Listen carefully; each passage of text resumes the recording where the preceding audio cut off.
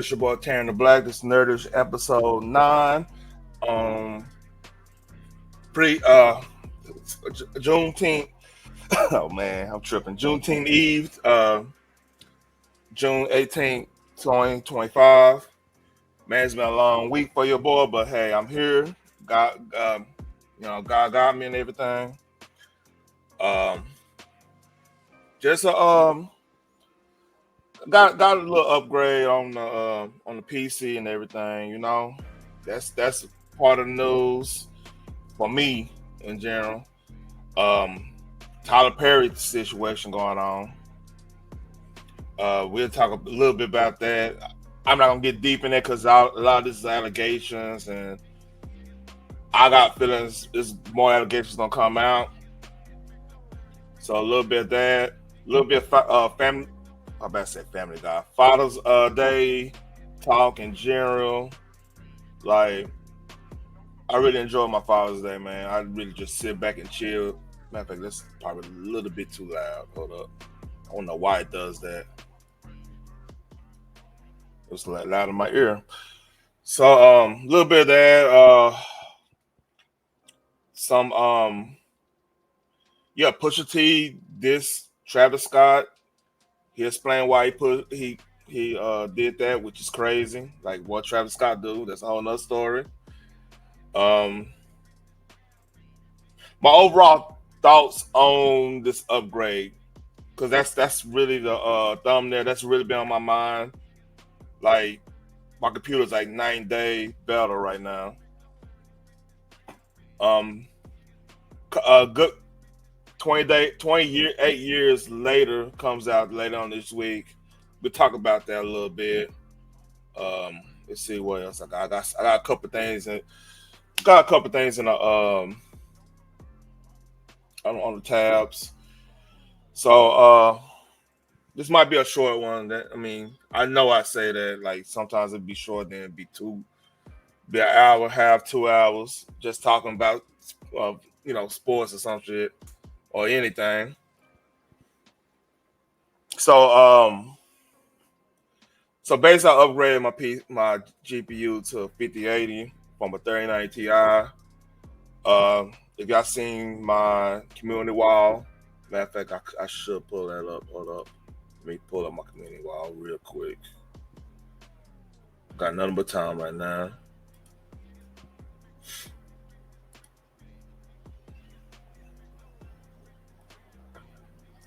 By the way, by the way, this stuffed French toast was fire.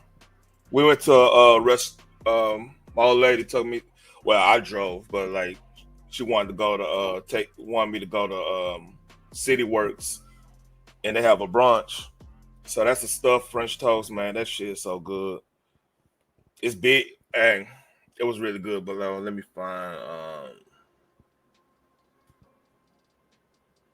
I didn't post. Matter of fact, let me do that right now as we speak. I'll make a community post right now showing the different sizes of. I mean, do that. Let's see. Let's go here.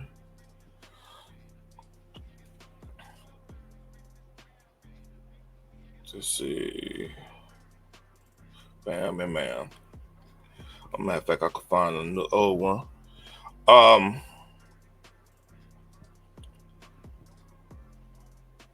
I'm good. I could just do those.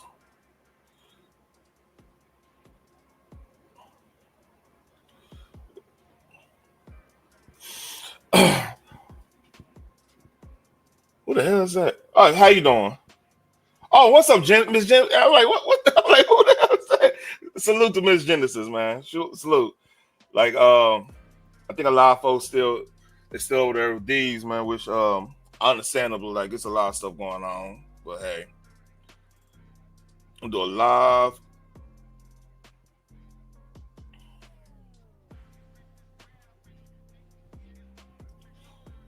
Matter of fact, just post that. This.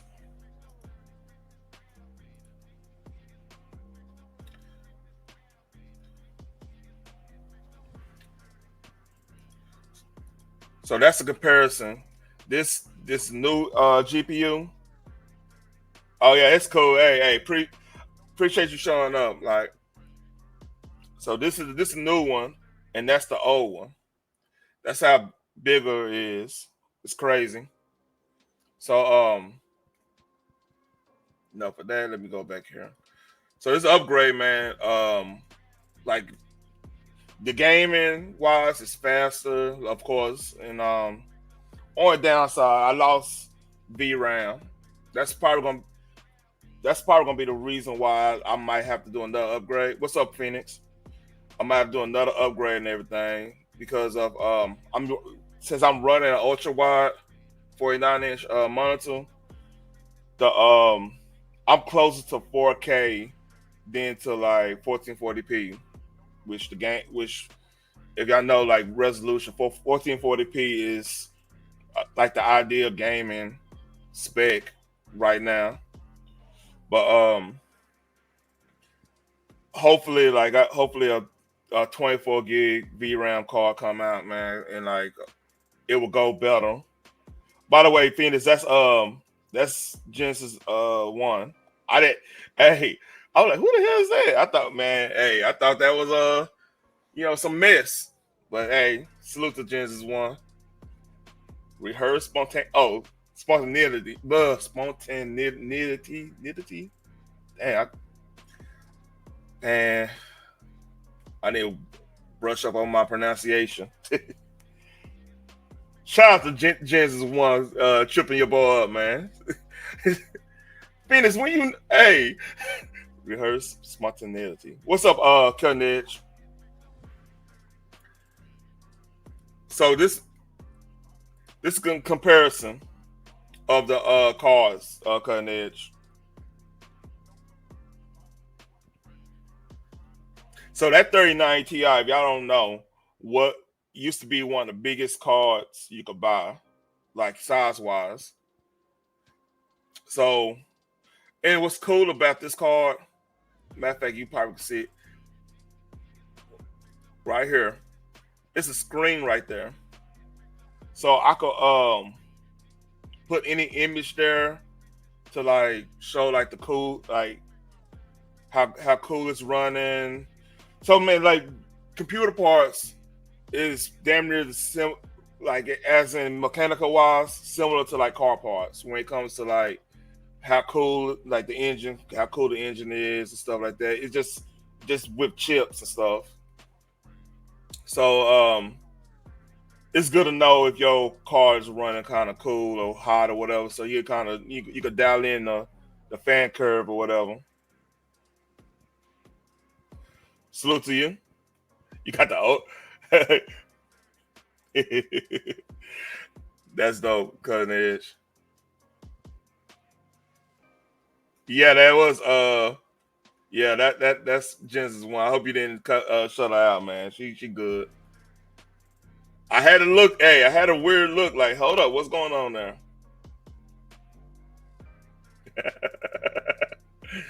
All right, yeah.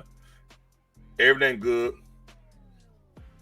So yeah, I got the ice version, not the master ice, which is it sounds like some of the late 80s hip hop name, Master Ice. Uros Master Ice. That's what it's called. So like everything I run is like a past 100 past 100 FPS. That's frames per second. So I'm happy with it. Only problem is the VRAM. That's my only con right now because I'm going down to 16 from a 24. Um, so that's the only thing I have issues with. But like the memory clock is that's 30 gigs per second memory clock, which is crazy. So this can, I think that's like 12K, 8K. No, that's 8K. That's right. It could go up to 8K. Like they actually got 8K monitors coming out soon, which is crazy. I think they already out, but why you playing? So another thing, like You see this? Hold up, my bad. It comes with an extra fan, so basically, air go out, comes through here, it blows through and blows out to the other side, which is it helps with cooling and stuff. That was a little dope thing they did too. So like most games, like the older card would get to like 80 Celsius or whatnot. You know what I mean? So this one I played what did I play? Played Forza Horizon 5, F125, and I played Madden too. I just played some Madden, right? Which it looks crazy on ultra wide.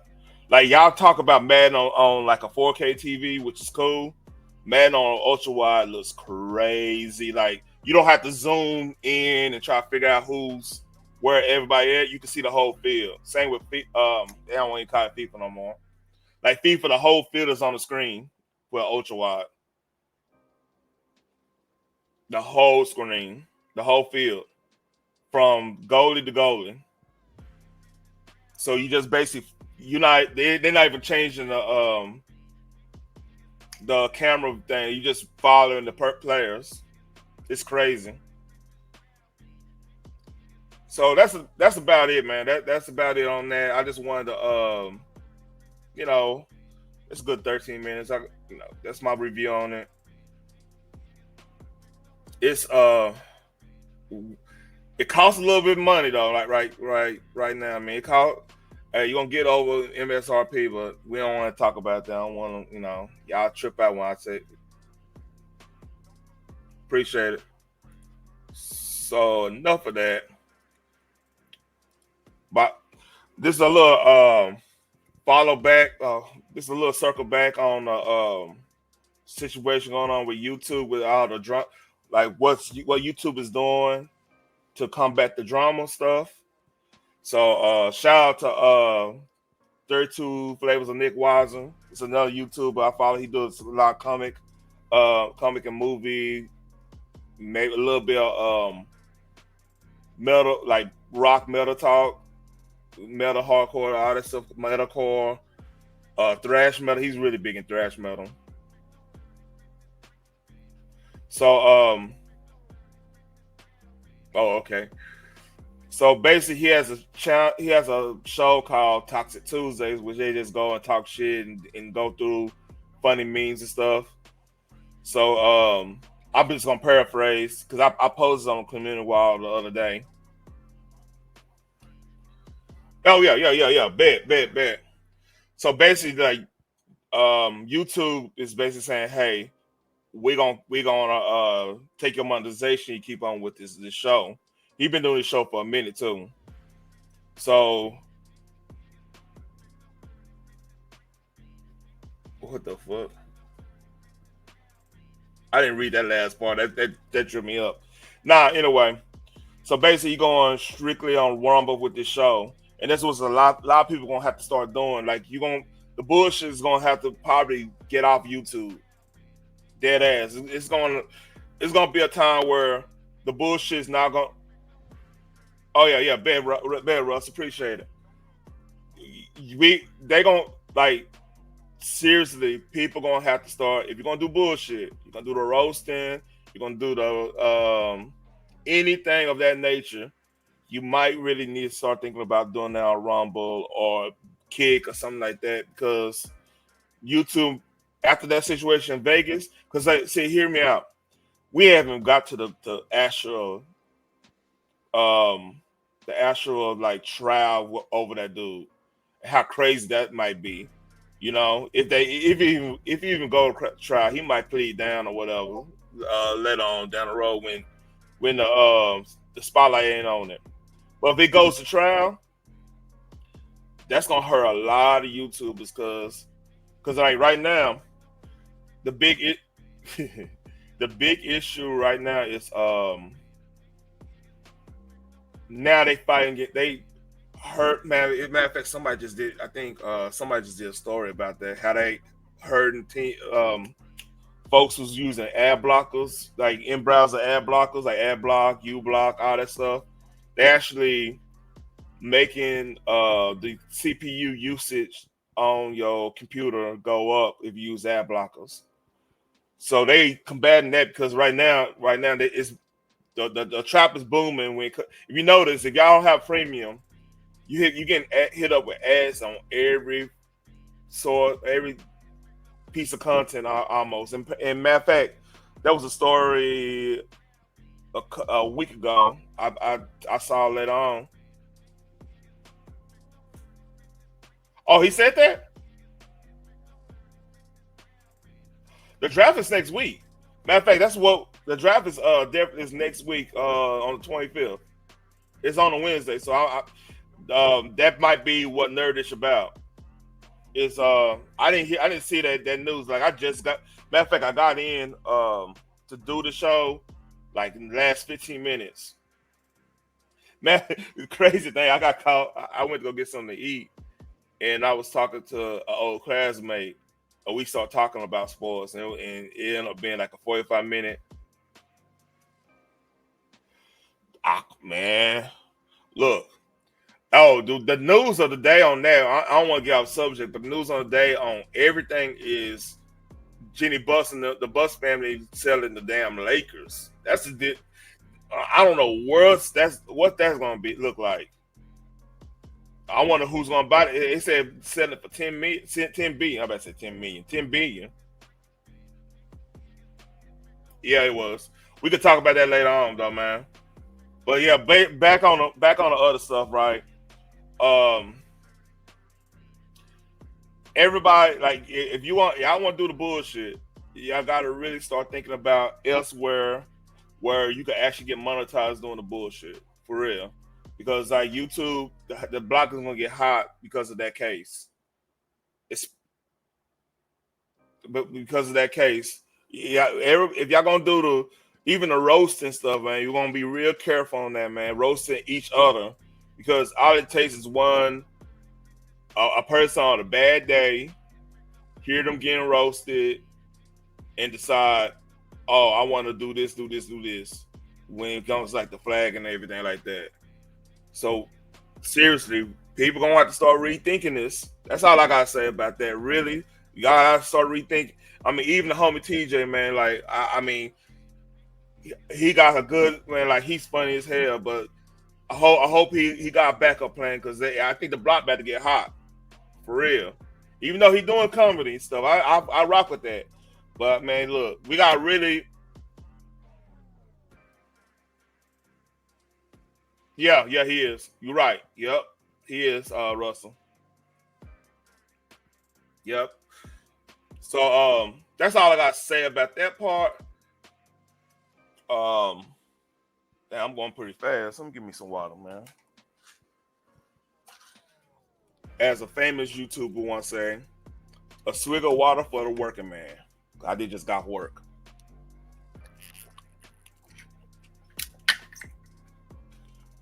My my man shit drug. By the way, shout out to Bug for not being with the BS no more. Shout out to him if that's true, if you hold true to that.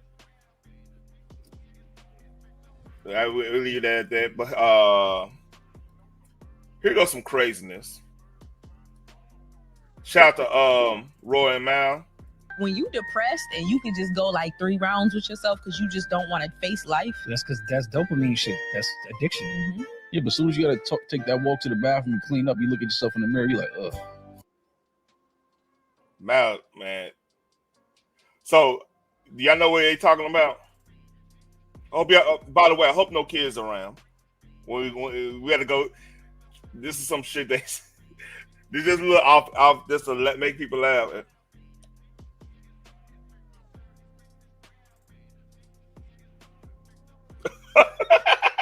Russ, you crazy, man. Look, man. This is when you get to a point where you don't like people that you've been roasting for years and years and years, and it got to that point, that's when you gotta just back up and just say, hey, maybe I don't need YouTube for a month.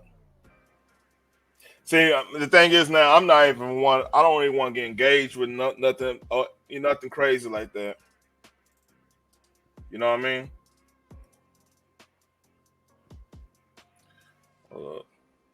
When I see these chicks with the rose, I'm like, yo, you should take a break with that for a second. You gonna the same way these kids that are addicted to porn.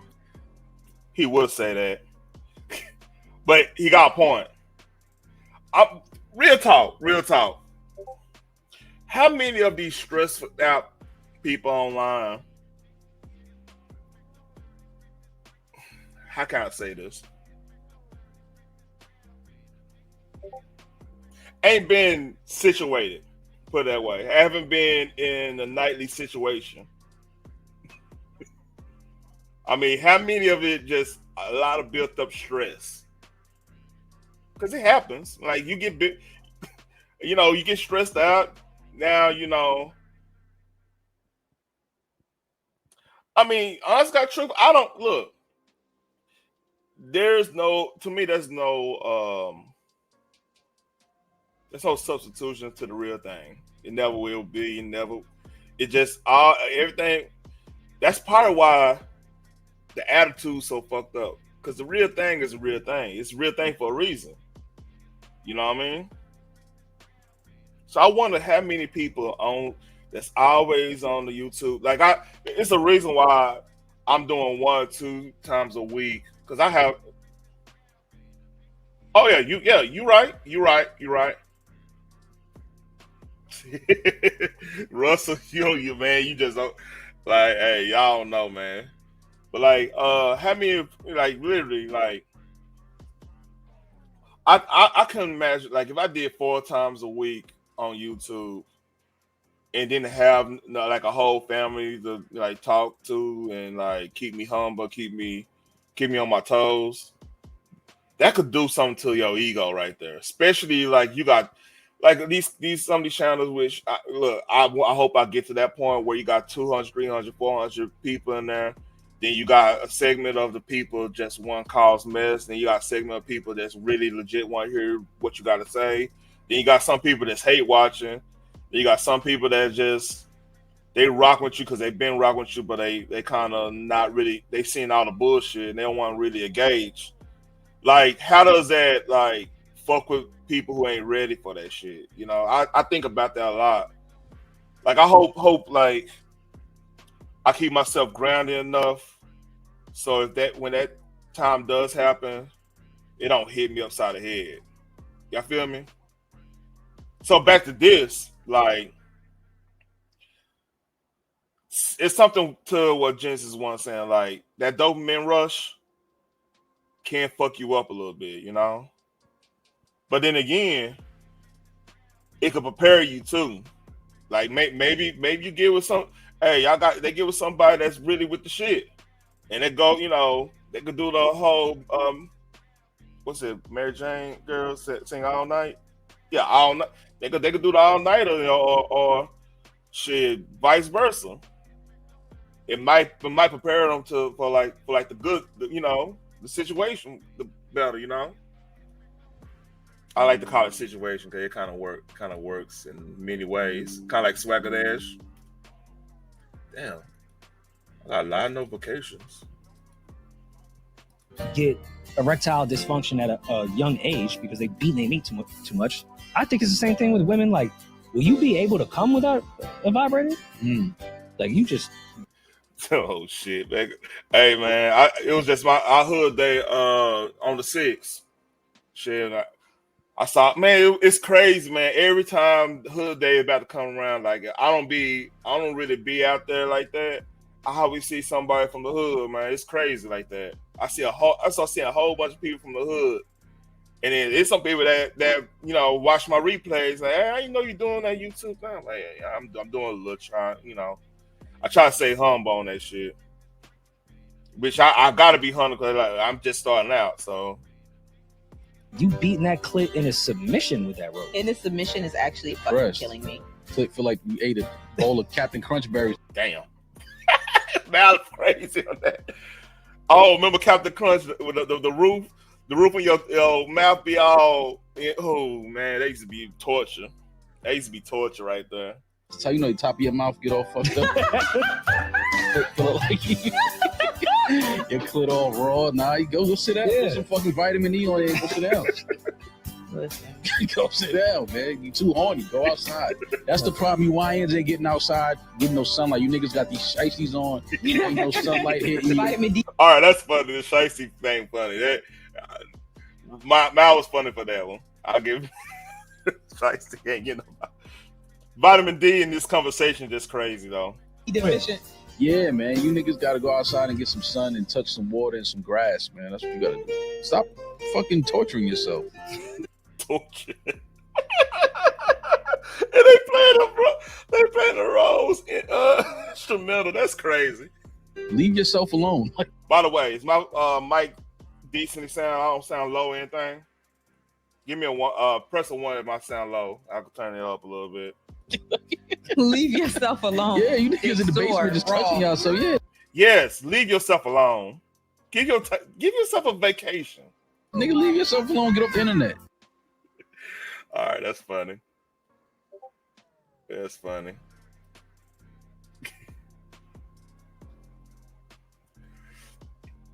Oh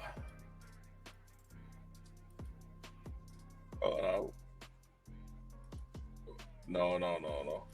Oh shit. Shout out to Boondocks, man. We'll let's see what could talk about that. All right. And this probably gonna go into this is a little bit YouTube or streamer talk here. But do y'all know who FaZe Clan is? If y'all don't know who FaZe Clan, I can answer it real quick. They are yeah, that killed me. That tripped me out. So FaZe Clan is a esports. They are esports team that plays a lot of games, a lot of esports. They're on the big on the esports scene, and they stream a lot. And some of these cats making a lot of money. All right, they're making a lot of money, right? Like they multi-millionaires. Like, and they're a big clan, but like the main ones are like they got the bag. And this is the other side of YouTube, not even YouTube. This is the other side of streaming that look, it could be very lucrative and a lot of stuff. I know CP3 about to destroy me for that, but this is the downside of it, and this is gonna go to my Father's Day talk. Sibo. That sound familiar. He probably was in the mixtape. I ain't gonna lie to you. Man, it's so many local rap like Twisted Black, of course. Sibo, that sound familiar.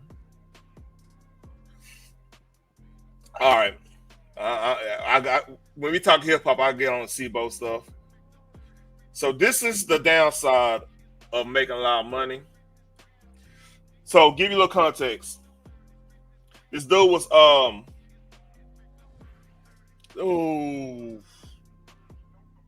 was it with Rappin' Forte in the faculty and them?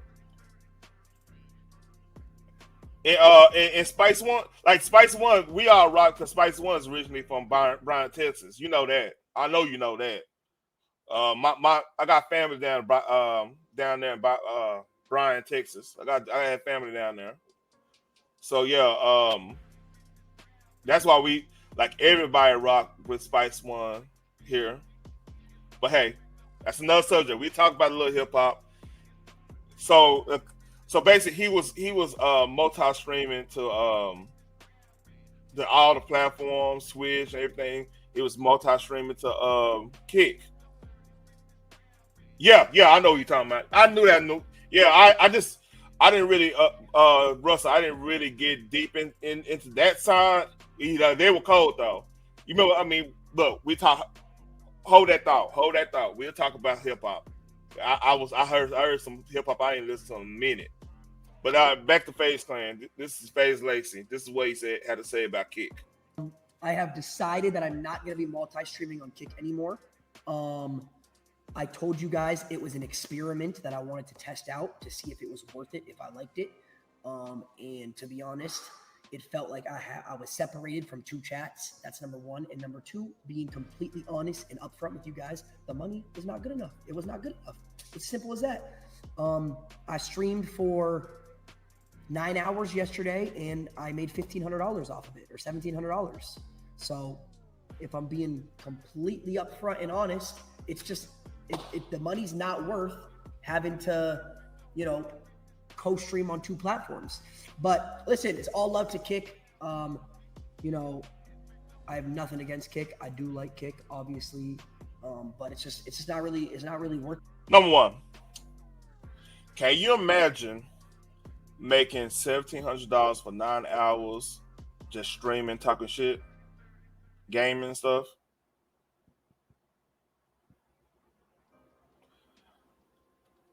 These cats are making that much money, which I'm not pocket watching by no means. Get your bread, but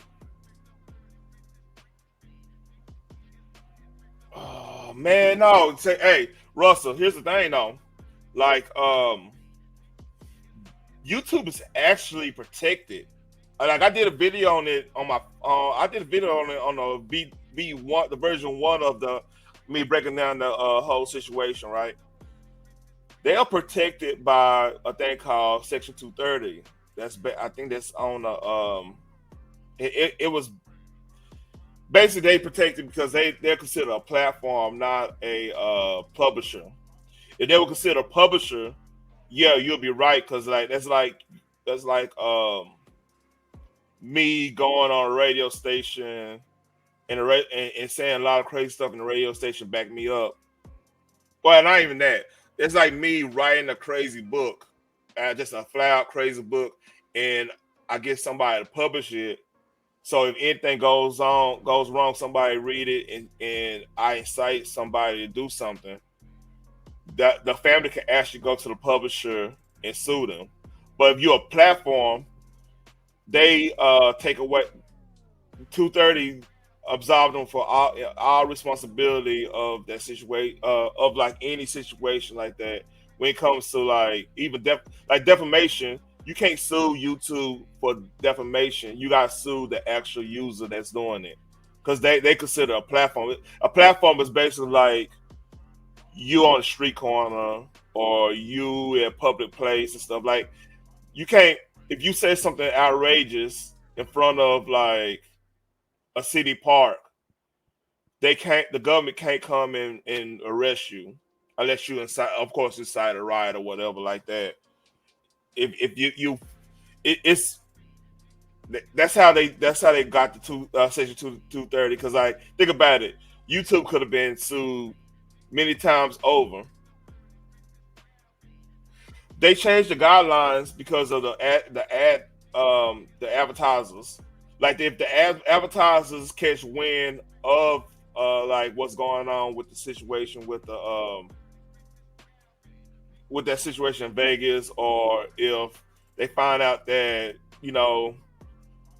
some of these what they call them, PDF files was using some of the content for coded messaging or anything like that, and like the advertisers catch wind, yeah, they're gonna change the algorithm. They'll change things, the guidelines and everything.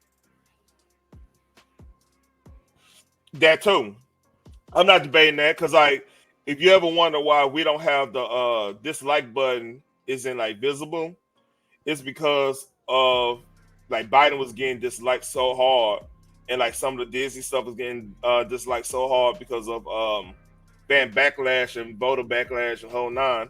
They changed the it's either sponsors pulling out or the government steps in and say, hey, we're gonna revoke your 230 status, because like 230 status is why a lot of streamers they could get monetized. They protected, as long as they go with the rules of how the guidelines, because like they could do a guideline. it's a gray area with it's even a gray area with guidelines because it's like it's similar to like a public place, right? If you incite a riot of any kind of stuff, yeah, you could be prosecuted for starting that.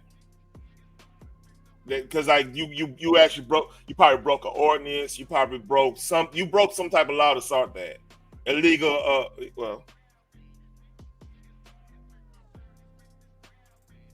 no, or thing they actually got as a lawsuit, they could sue that dude's family. Like if that dude, the family, like the kids could sue whoever representing the kids could sue that family for like child support or whatever. Because I'm sorry, my bad. Excuse me. I thought I put it in already. Got you. My bad, Phoenix. Excuse me. Like they if you ever pull something out and let somebody have it, and it's not it was like not in a self-defense situation or whatever you did in malice, the family can actually sue your next of kin or whoever running your resources or whatever. So that's the trickiness about like. See, it's a lot of stuff when you with the Second Amendment. It's a lot of stuff that you got to deal with after. Hold on, Phoenix, I got you. Hey, what up, though? Hey, you got me? You got a headset? Because I can hear me and myself in the background. I got a headset. Can you still hear it? Yeah, you probably got the. You might probably got the stuff going on speakers. It's cool. I don't hear it now. Mm-hmm. So how you doing? I'm fine. I took a hiatus from hitting panels. How are you? I'm doing good. That's great. Tomorrow, Juneteenth, my family usually have a fucking family reunion around this time, but since it's a holiday, everybody chilling. Well, that's good. You chilling. It's good to chill sometime, not always doing a whole bunch of shit. Yep.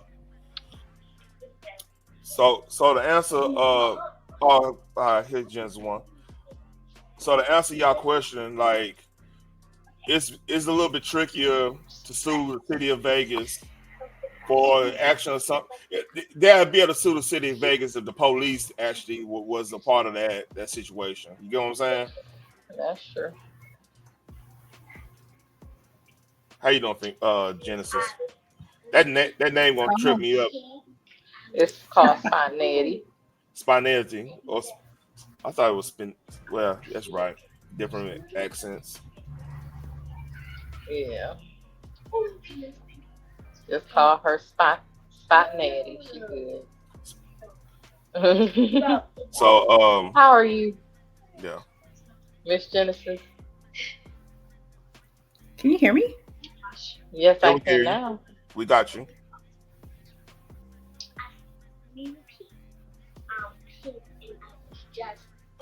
Oh, she must be going in and out. Yeah. Is that me going in and out? Yeah, that's you. Oh, I'm sorry. Do you want me to drop down and try again? You can do it real quick. Let's go. Yeah, let me drop down and try again. My apologies.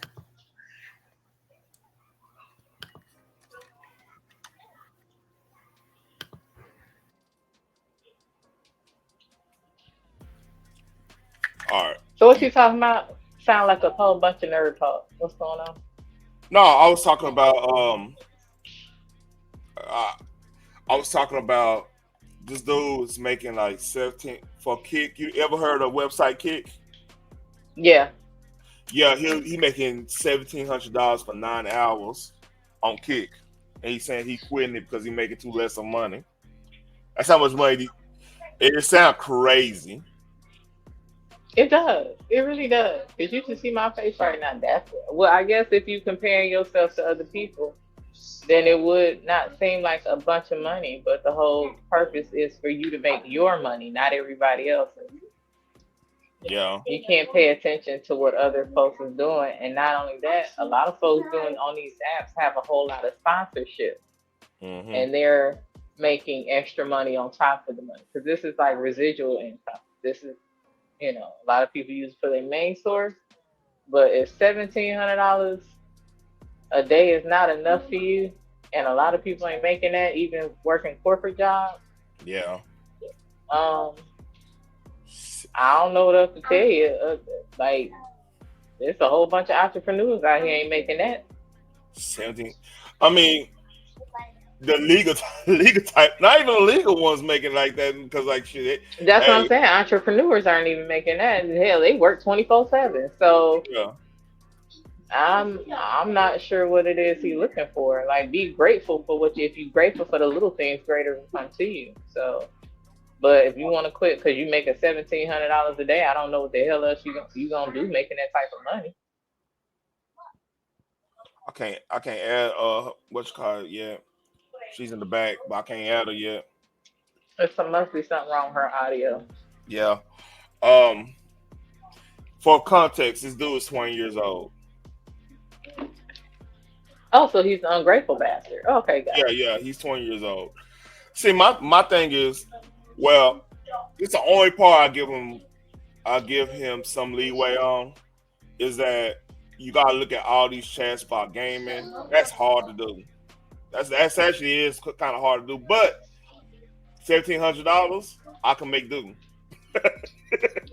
I'm trying to tell you, like, I don't know what the hell he expecting. I don't know. Like I said, a lot of people ain't making that much, so I don't know what it is he think he's supposed to be getting. Let's hear this again. Let's go and hear this again for fullity. Stop playing. Let me quit the playing. Yeah, I'm confused. Decided that I'm not going to be multi-streaming on Kick anymore. I told you guys it was an experiment that I wanted to test out to see if it was worth it, if I liked it. And to be honest, it felt like I was separated from two chats. That's number one. And number two, being completely honest and upfront with you guys, the money is not good enough. It was not good enough. It's simple as that. I streamed for 9 hours yesterday and I made $1,500 off of it, or $1,700. Oh, 15 or 17. If I'm being completely upfront and honest, it's just the money's not worth having to, co-stream on two platforms.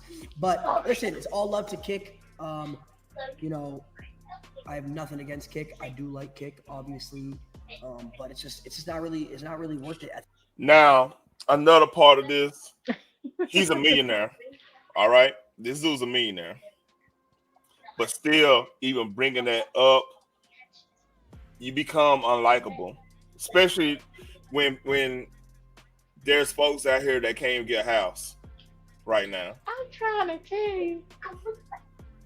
But like he has somewhat of a point because he's like Twitch. He's getting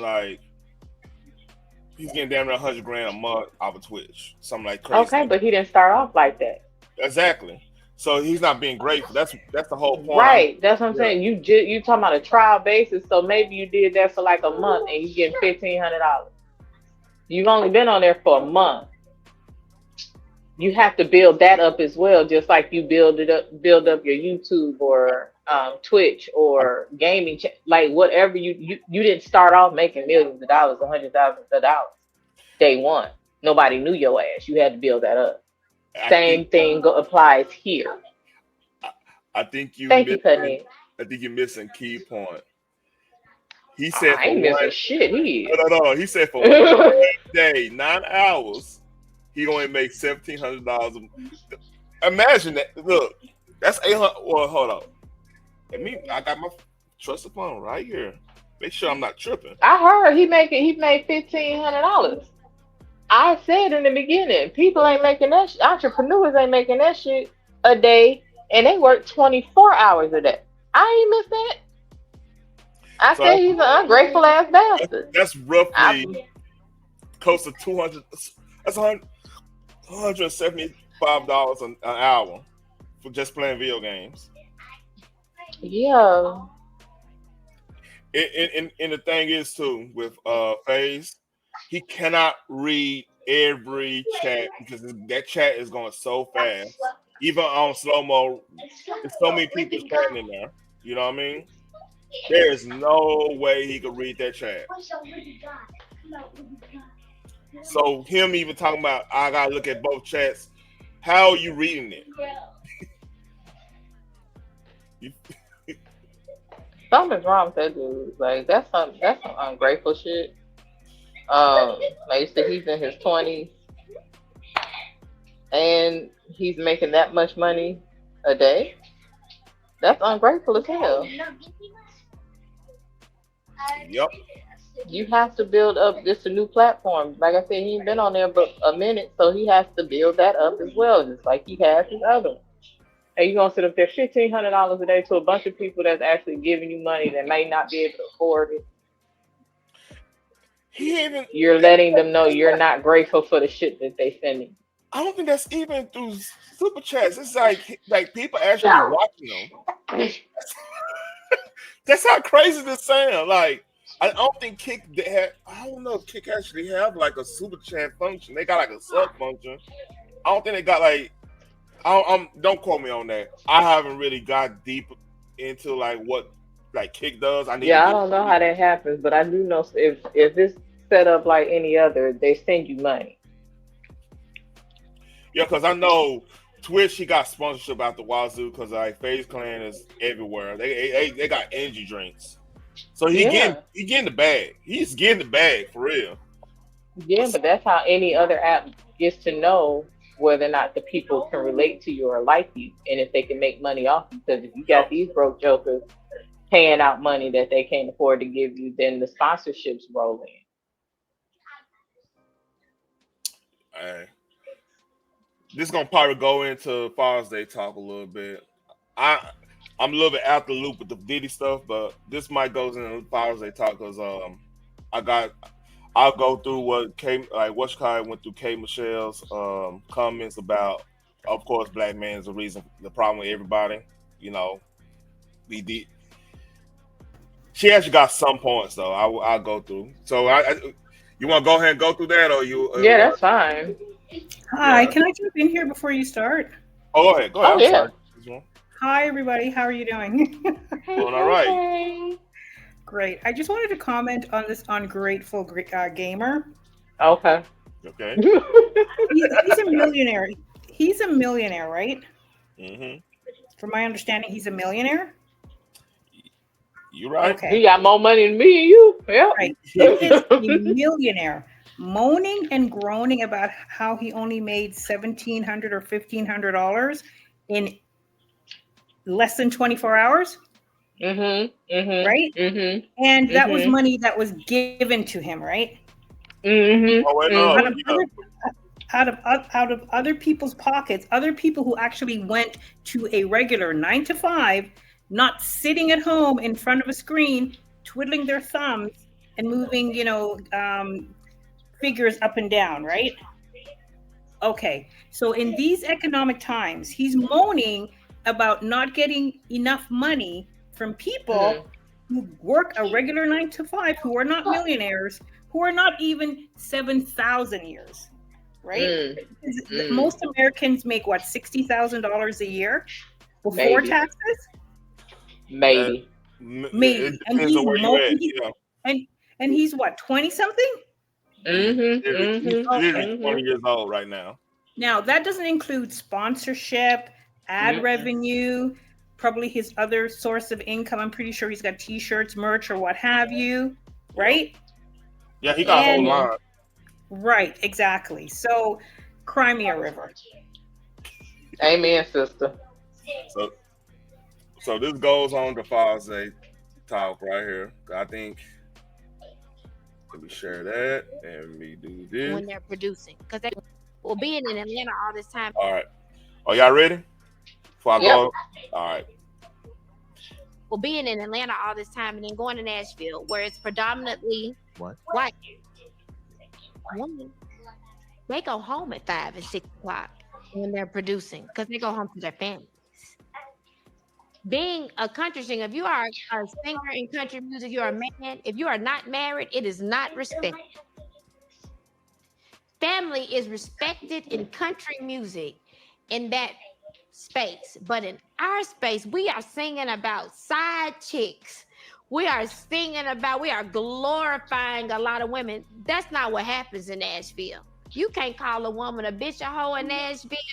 I want to pause it right here because here's the problem Michelle have is that partially she's right about it's different respect levels for family stuff and different cultures and stuff. She partly right about that.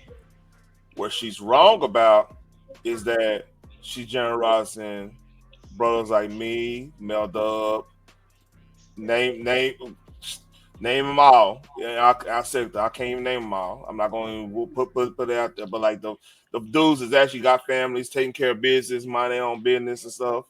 Right. She kind of spit in our face, and this is the problem. Like a lot of this goes on deaf ears because once upon a time I used to be a dude that went out there and like was trying to find me somebody. It was hard to find somebody that was actually serious about having a family, you know, came from good values, good because you can't tell by what person come from by how they family structure and how they acting amongst their family and stuff, how their parents and them acting. You know what I mean? Yeah. So it's hard to find that. So and then just like matter of fact, if you was on when TJ was talking about how he got hurt by girls growing up in some ways, man, that's a extreme case. But a lot of some of the first things we get hit upside the head as a black man. I hate saying that term, but like because it's relevant to this situation. We'll like somebody and get called lame for liking that person, trying to show romance to that person in a proper way. We'll be called lame. We'll be called, oh look at this dude, he lame. He's thirsty. He's this, he's that. Instead of seeing, hey, this man actually showing love. He actually trying to come at you in the right way, like you say you want to be can't come to in the right way, and we get ridiculed for that. So what end up happening is the good dudes either they go find them a blizzard to jump in. You know what I'm saying? They go out of country, or they dealing with somebody that y'all not gonna approve. Meaning, I'm not saying you and Genesis one because y'all exception to the rule, but I may say, but in just in the grand scheme of things, everybody we get with and they don't have they pass on, all of a sudden that person isn't good enough because hey, you're not looking at me. You know what I mean? Right. So what y'all take on that? I think she's full of crap. Michelle needs to go and fix her issues before she starts blaming black men for broken families. She needs to go and fix herself. Amen. Because correct me if I'm wrong, but didn't she come from a 2-parent household? As far as I know, her parents are still together, right? I believe so. She talked about that. Yeah. She came from the church. I think her father was a pastor or something. Now, correct me if I'm wrong, but I'm pretty sure that her parents are still together. So I don't understand black men creating these broken families. Who are these? Oh, sorry, let me calm down because she just really. First of all, she helped with that because she had a child whom, for my understanding, she didn't even raise. Her mother raised him because she was trying to chase a career, which I understand. It is a struggle. You need a village. You really do. Not knocking her for that. She had to make sure her child was taken care of. But she participated in the broken family of it all. Now, if she was a married woman with children and been married for years, I kind of see her point at a certain time because that's just how she was, how she sees things. That's fine. But like you said, her parents are still together. They were married. They're still together. They showed her what it's like to have that. Now I'm not all up in her home to know exactly what the ins and out of it is, but from the outside looking in, she had the example. She didn't follow that example. But as far as I know, she's Exactly. never been married. She chose to go out here and be rogue with her reproductive organs. Okay. Now, again, this girl has a lot of issues. She's moaned about, men treating her badly and all of that. She's moaned about how she fixed her body to be some Barbie doll and she had to go through all the surgery and she almost died. And I'm so over her. I am so over They're her. still And getting out in the damn life. I am so sick of her blaming black men for everything that's wrong in the community. So how are these black men creating broken families with who? Who are these black men creating black families with? Not with black women? So, I mean, I'm so over her. And she is so wrong about the country community. 95% of those country songs are about my woman left me, my dog died, my truck broke down, I found my man in bed with my best friend. Dolly Parton's famous song, Jolene, is basically her, not her, but the woman in the song, begging another woman not to take her man. So where is she getting all of this?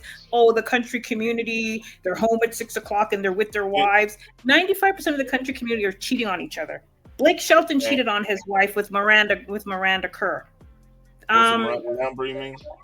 Sorry, Miranda Lambert. My bad. Thank you, Miranda Lambert. Another Jason Aldean was effing around with a backup singer or some woman that he knew, and he was a married man. So what is she talking about? What is she talking about? Not a clue. Let me calm down. Sorry, let me calm down because I tell you, I have so much respect for black men, period, that it irks me when an individual who has made her own choices wants to blame the entire black community for her choice. Girl, fix your life. Stop coming on social media and crying and expecting everybody to lay down the sword.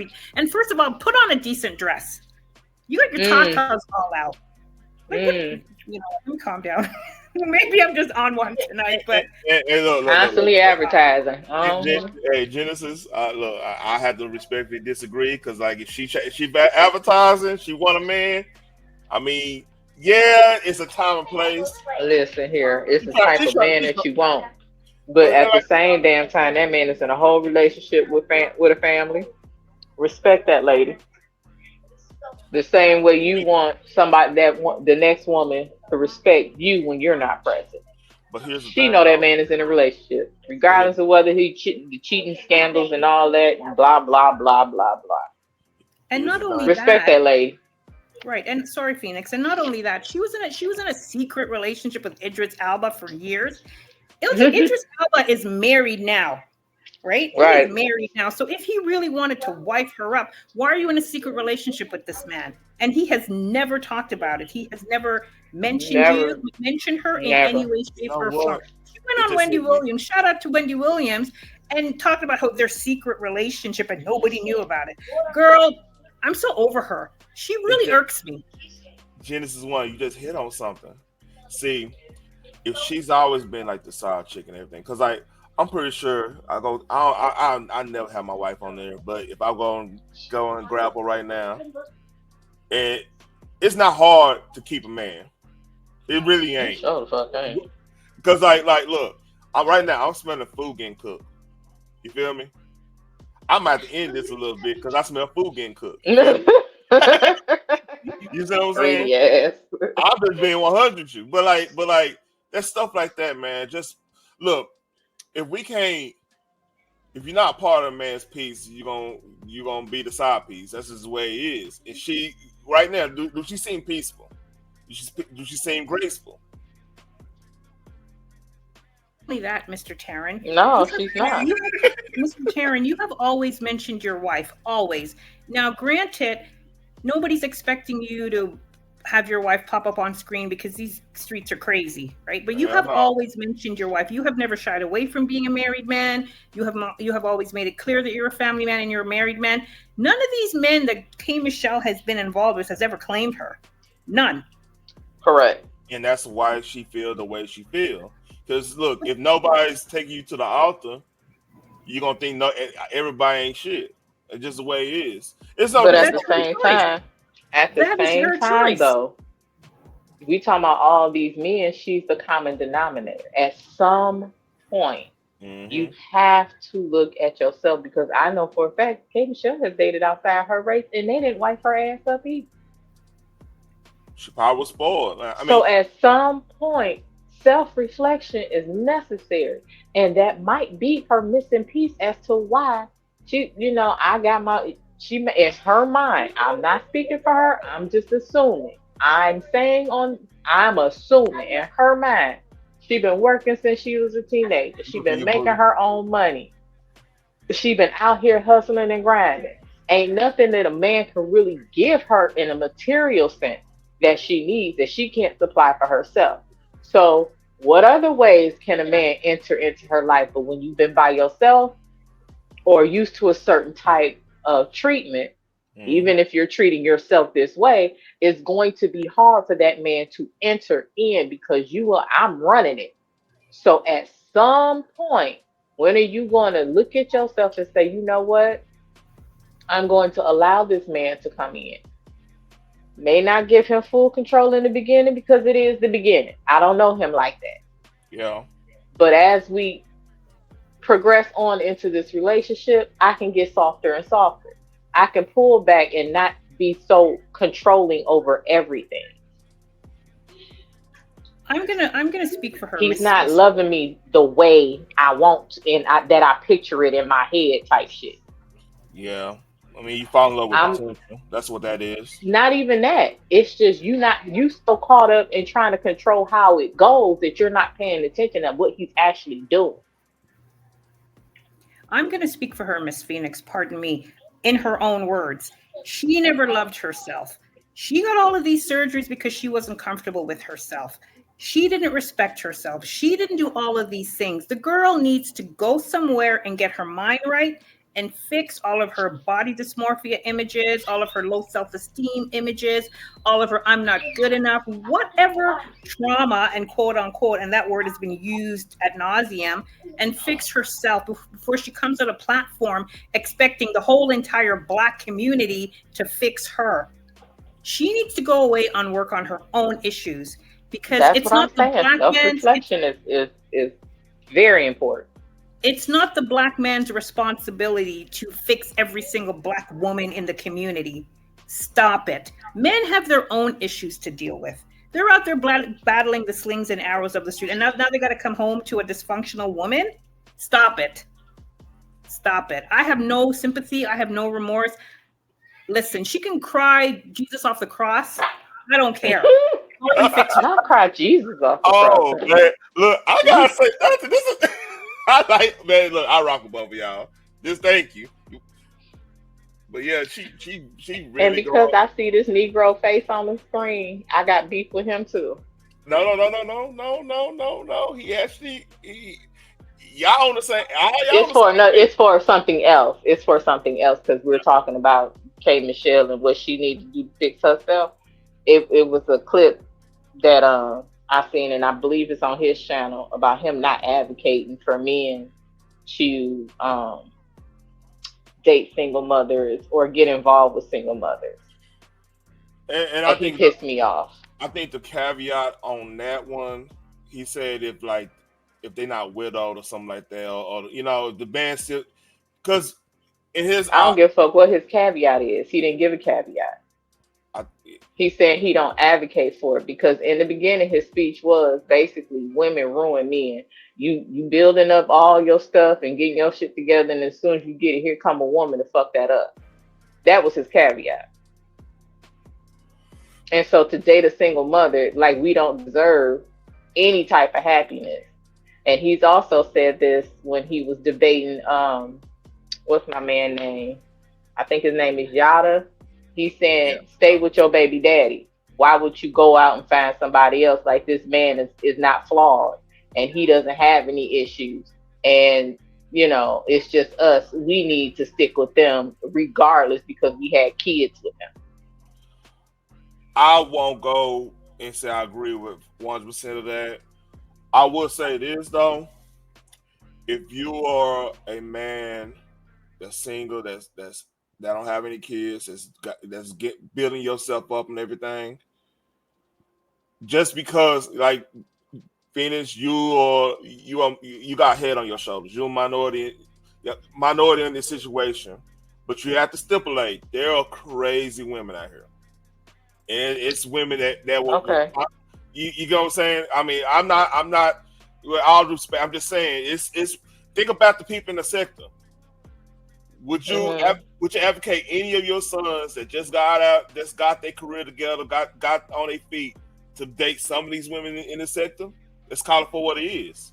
No, but that's not what I'm saying. What I'm saying is you're not going to lump every single person in that together, because he didn't make a separation. He didn't say I get it that they're crazy. Like I said, when he was debating Yada, he was stating that we should just stay with the baby daddy regardless of his fucking issues. Like, the man does not have issues. Like, if he beating your ass, girl, leave and get the kids up out of there. There was no separation in that. Yeah, and he wrong. He's putting it under an umbrella. That's my issue.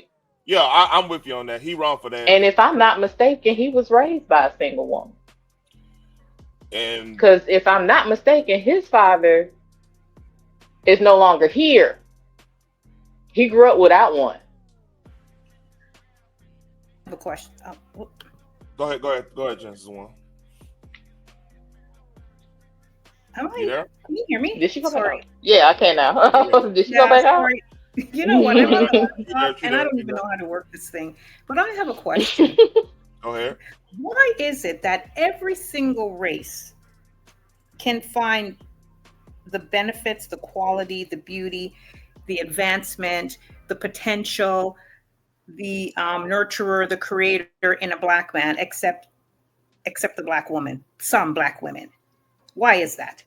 Oh, right? Every other race can build up the black man, but yet this chick, kmichelle, is talking about broken black men are creating broken families, but yet somehow by magic wand they can create all these wonderful families with other people other than black women. That goes back to grace. Just one nobody want to talk about that. Like think about how hey, here come Boogie. What's up, Boogie? We going there. But like it comes to grace, man. Like how many of these sisters out there that y'all have to go back to this. Y'all have to stipulate y'all probably the minority in this situation when it comes to just chill out people. You know what I mean? Most of the women out here, I hate to say it, like a lot of them going with the reality TV standpoint, the whole I gotta do this, I gotta live my own life, I gotta live in my truth, I gotta do this. A lot of people, and this is what we seeing. Like men, we see that, we see in the social media, they the loudest ones talking. Then it's gonna be a natural reaction, like, hey, I don't want that. I want something more graceful. I want something more. I want to be able to invest in my love, my investment, the love in there is gonna be something that's gonna be fruitful for the tree, gonna be fruitful for the 3 or 4 generations. You know what I'm saying? Mm-hmm. So that's the problem. So is it just an American thing? Because I mean, I live in Canada. I'm Jamaican. And the majority of my life was spent in Jamaica. I grew up around intact families. 99.9% of Jamaica is black, right? I grew up with intact families. I live in Canada. There are a litany of black families that are together. So is it just in America? What about Africa? How many black families that are there that are striving with 2-parent households in Africa and other countries where it's a predominantly black society? So is it just an American thing? Is it just sections of America? Is it just a potential? It could be a percentage of some Americans. What's up, Boogie? It's a little LBJ. If you want to get, we don't have to get political, but I mean, just look up the whole LBJ stuff. That's how it started. We going down a whole deep wormhole on this. but sorry, I will always be pro black families no matter what. I will always be pro the black man no matter what. Because Me I mean, too. not every single black man walking on earth is a deviant, and not every single black woman walking on earth is an archangel. And you know what the difference is? Seriously, it's the fact that you won't find other ethnicities out here dogging they people. Yeah, that's simple. We the Can I only speak ones that on do that? that. Go ahead. Can I What's up, speak on that? Clean? Go Go ahead. What's right up with it, ahead and Terrence? stop Salute to yelling you, at bro. me. Appreciate you having What's me up, here. man? I ain't mean to yell. My fault. Look, man. When it comes to our people, I'm not even gonna say African American. I'm gonna say indigenous man of America, the OMEC. Excuse me if I'm incorrect Selena, on the panel. I'm Selena. sorry, Mhm. but Let's do the thing, homie. there's a I've continued to say this, but there's a science working on our people. It's by design that we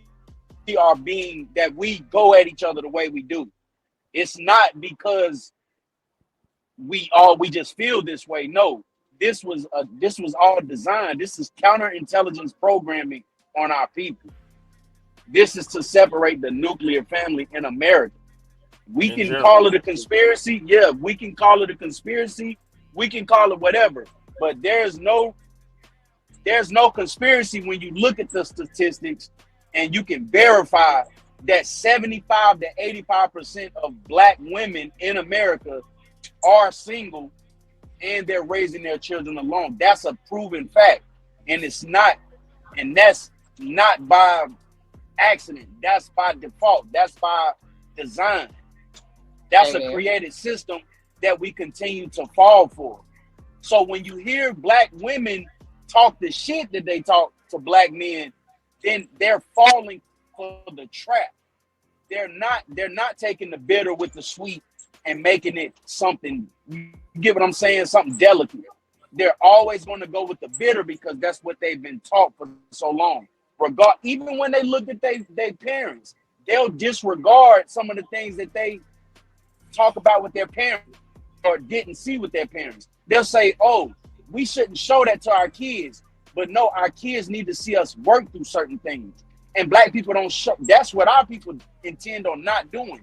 But we will show the most egregious thing, the most terrible thing to our children. And I'm going past the airport, so I'm going to go on mute. All right, here's the thing. Here's the thing about that, Okay. Boogie. You are right, because like I'm seeing it. Let's just take it. Let's just take the black man, black woman thing out of there. I'm seeing the elements going on in other cultures now, because like a lot of people are mimicking what the black woman's doing. That's another thing people not paying attention to. Like you go talk to some, The I know, hell, black women pay attention to it. yeah, like they're like the white girls are mimicking, and then we not factoring in what is going on in the colleges. Think about it. It was a generation or two saying, "Hey, you gotta go to college. You gotta go to college, no matter what. You gotta go to college, right?"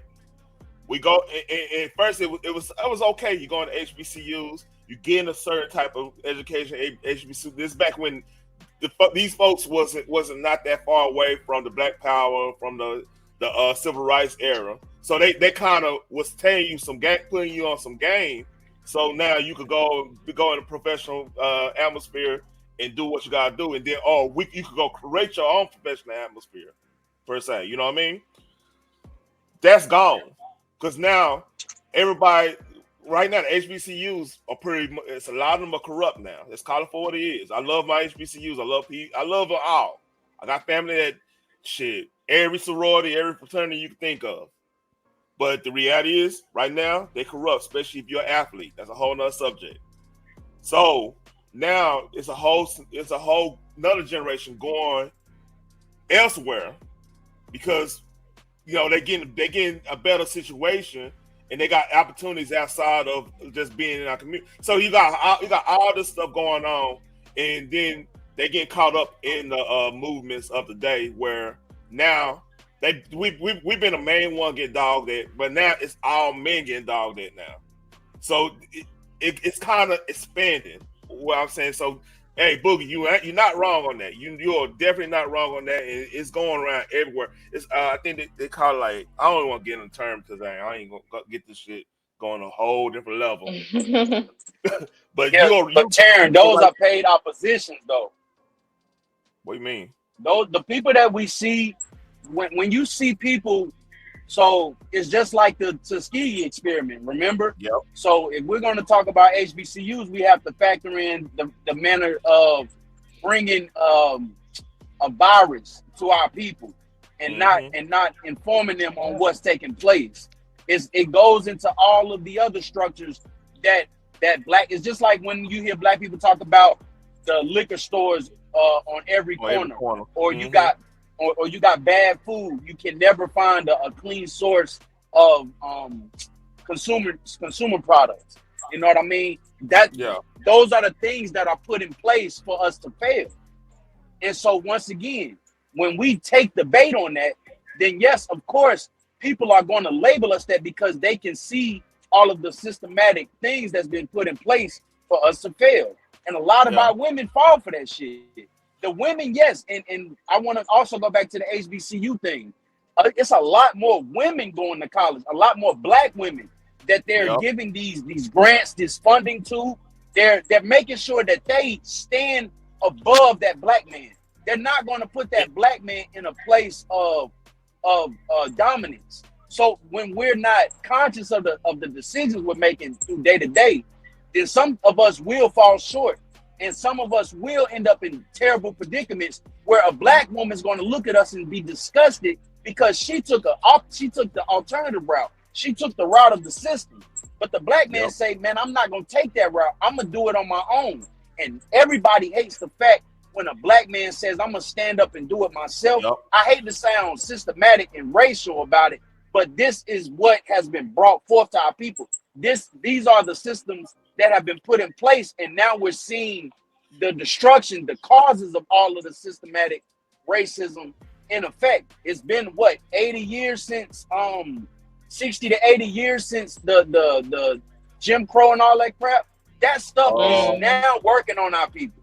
You get what I'm saying? It's been working on our people, honey.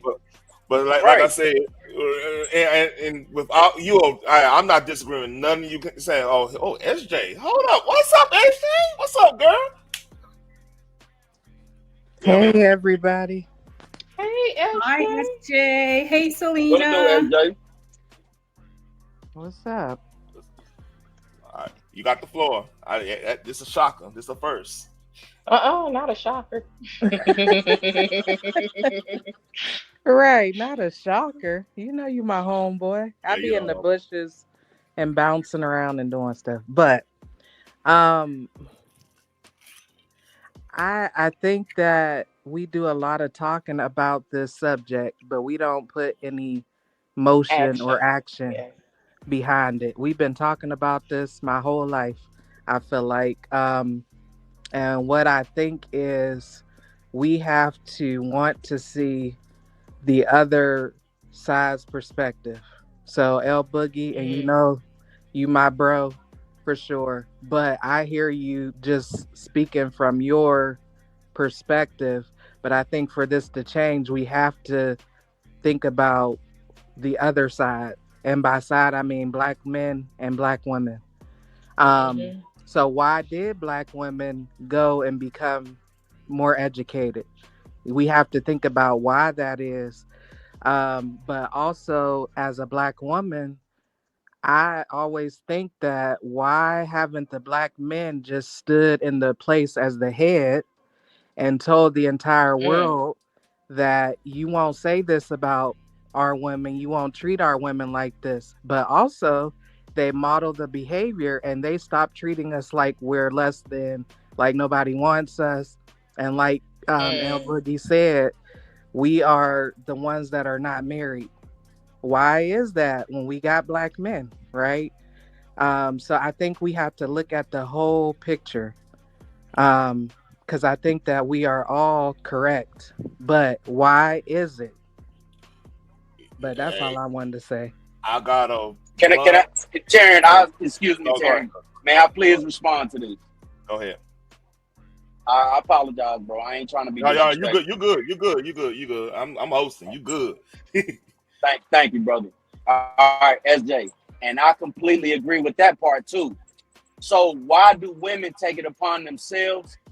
And I'm not criticizing a woman, because what the history I can give about myself is that if we want to be personalizing about it, I've stood beside a black woman for, and I've told this story before, but I've been with my lady for a long time. You get what I'm saying? And I've never looked at her any other way. But we've been through plenty of things to where we still bump heads on subjects like this. And she'll say, "Why are you discrediting a black woman?" And I'll say, "I'm not discrediting her. But what has happened is when a black man takes himself and he does stand in front of that black woman and take all of the abuse, take all of the castration, all of that stuff, that's not the type of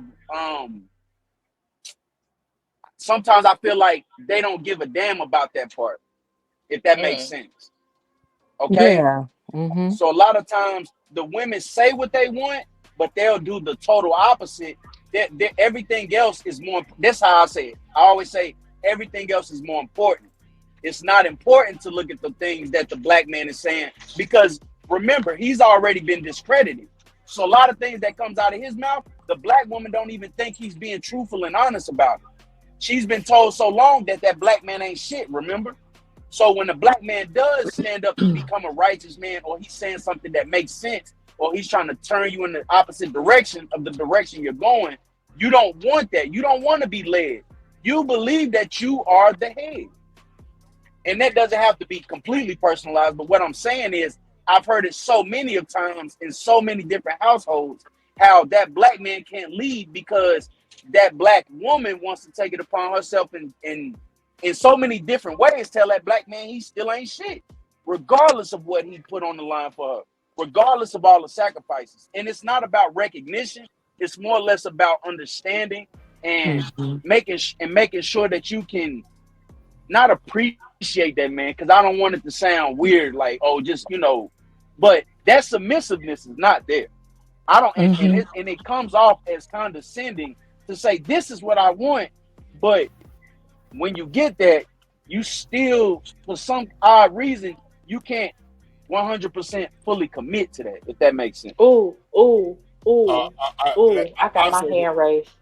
Oh, go ahead. I got some for this, but go ahead. I got some for this. I'm sure you do, mister. I'm going down a rabbit hole. Go ahead. What I will say is a lot of us speak about it, like SJ said, but we don't listen to make the change and move forward because we so busy pointing the finger. Now, what I will say is a lot of black men, and this is just from my experience, if it do not apply, let it fly. A lot of black men participate in the spirit of confusion. They will say this is what they want from their woman. They will get that from us. But it also comes with a lot of other things. Nothing is easy. Anything that you really want, it ain't going to be easy. A lot of black men will look out for their homeboy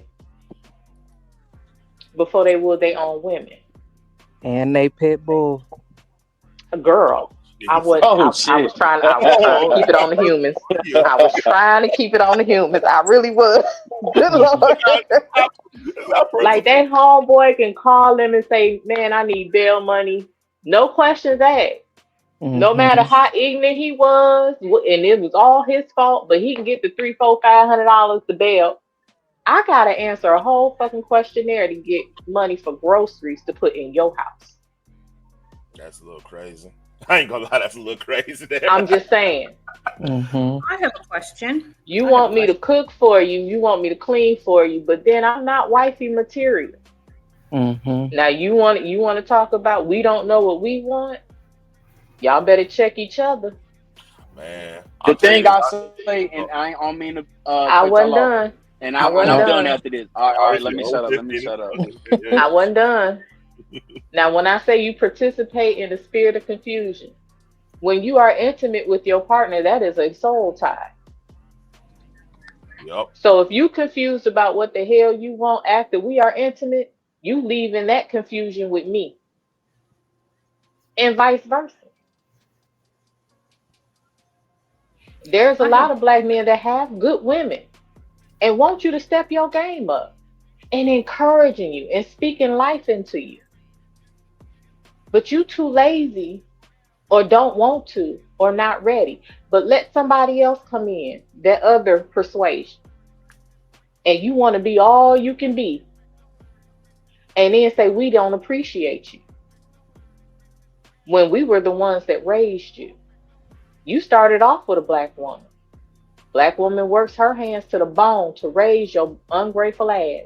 For you to turn around and say to her and her counterparts, we are not good enough for you. And we just supposed to keep a smile on our face and hold y'all down. I have a question. Go ahead.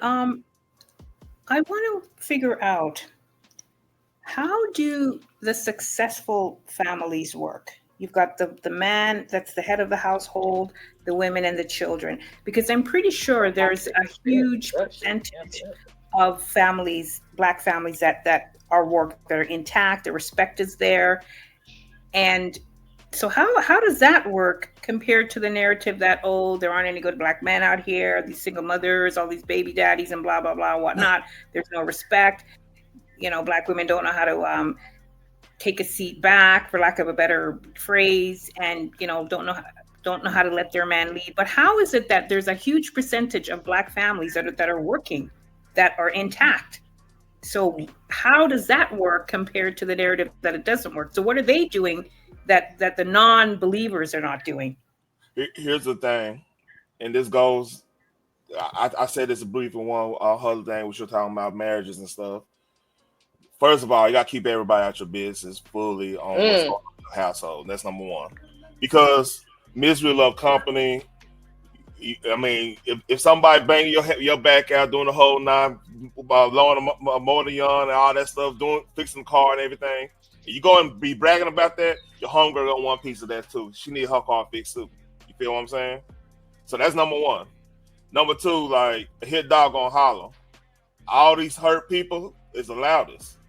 They hurt people talk about their pain from sun up to sundown, with the snow on the ground all the way to it's 100 degrees outside. You know what I'm saying?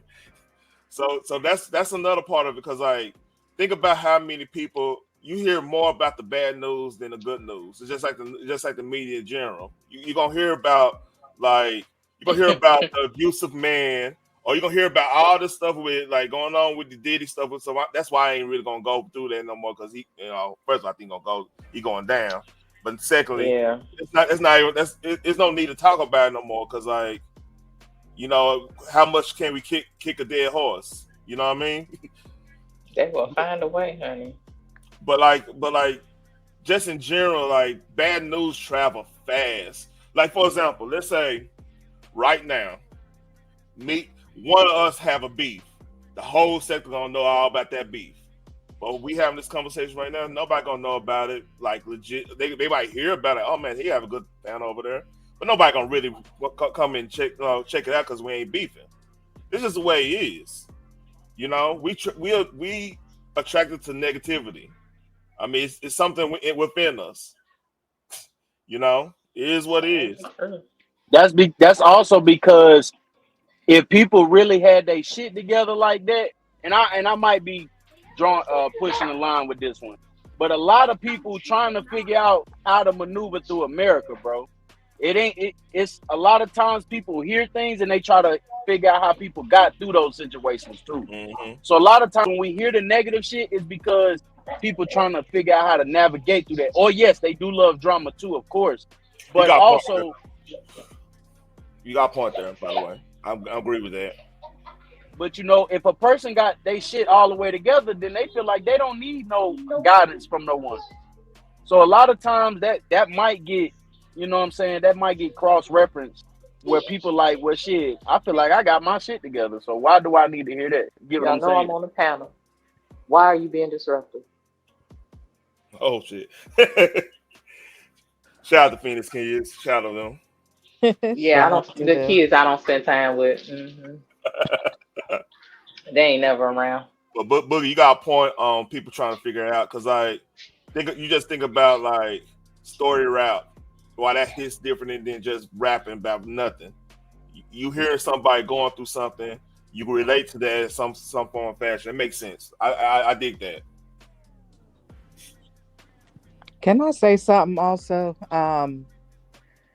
So a lot of the time when I hear, and I'm sorry, I'm kind of jumping backwards, but when I hear black men say that, yeah, black women, they went into these white colleges, and basically it sounds like what you're saying is we became brainwashed. And yet I take that personally because I have three Amen. degrees. Um, but that is so offensive because I have my own mind. So Mm. maybe they do try to push certain things.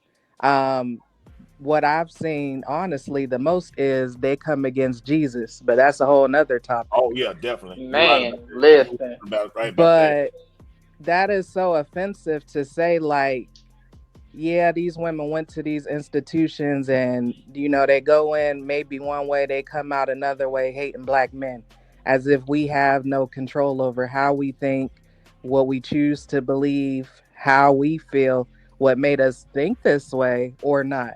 So I think that we just have to watch what we say. And I think that we need to discontinue some of the narrative that we continue to say. Like, black men ain't no good, all of that. I think that the more we continue to say that there's a divide, we'll never be unified, we won't, because it's scientifically proven, it's also in the Bible, that what you say you'll have, what you Yeah. say, that's what you'll be. So I think that we have to change our words, but we also, again, we got to put the work into it. I, Right. by the And way, SJ, that. by the way, SJ, I didn't mean no offense to you. I understand you're a professional, and like a lot of Oh, people, no, no, no, I'm no, not no, offended. a lot of That's people. just speech we hear all the daggone time. It ain't you Here, specifically. Yeah, no, no, no. I'm not offended. here's what I would say about that. This is the only part I would say about that. It's not. It's going on outside our community too. All right. So when I'm talking about colleges, That I'm shit ain't in public. I'm looking at some of the curriculums. Like a lot of people, like a lot of folks is not going into the right curriculum or right major to be a producer. Some people just going to college just be going to college because their parents told them to go to college. It's college for what it is, and that's the that's part of where disconnect happened because like like you gonna be on your p's and q's. You probably gonna be with somebody in the same area. You gonna be in somebody on the same wavelength you on when it comes to college and everything. So you're gonna be on a whole other plane when it comes to some of these dudes the dudes who's mostly yelling, crying, and stuff about relationships and stuff. They're gonna be on somewhere else. They talk to the girl. They probably talk to the girl that did basket weave, water basket weave, and major something crazy. You know what I mean? But saying that oh, I go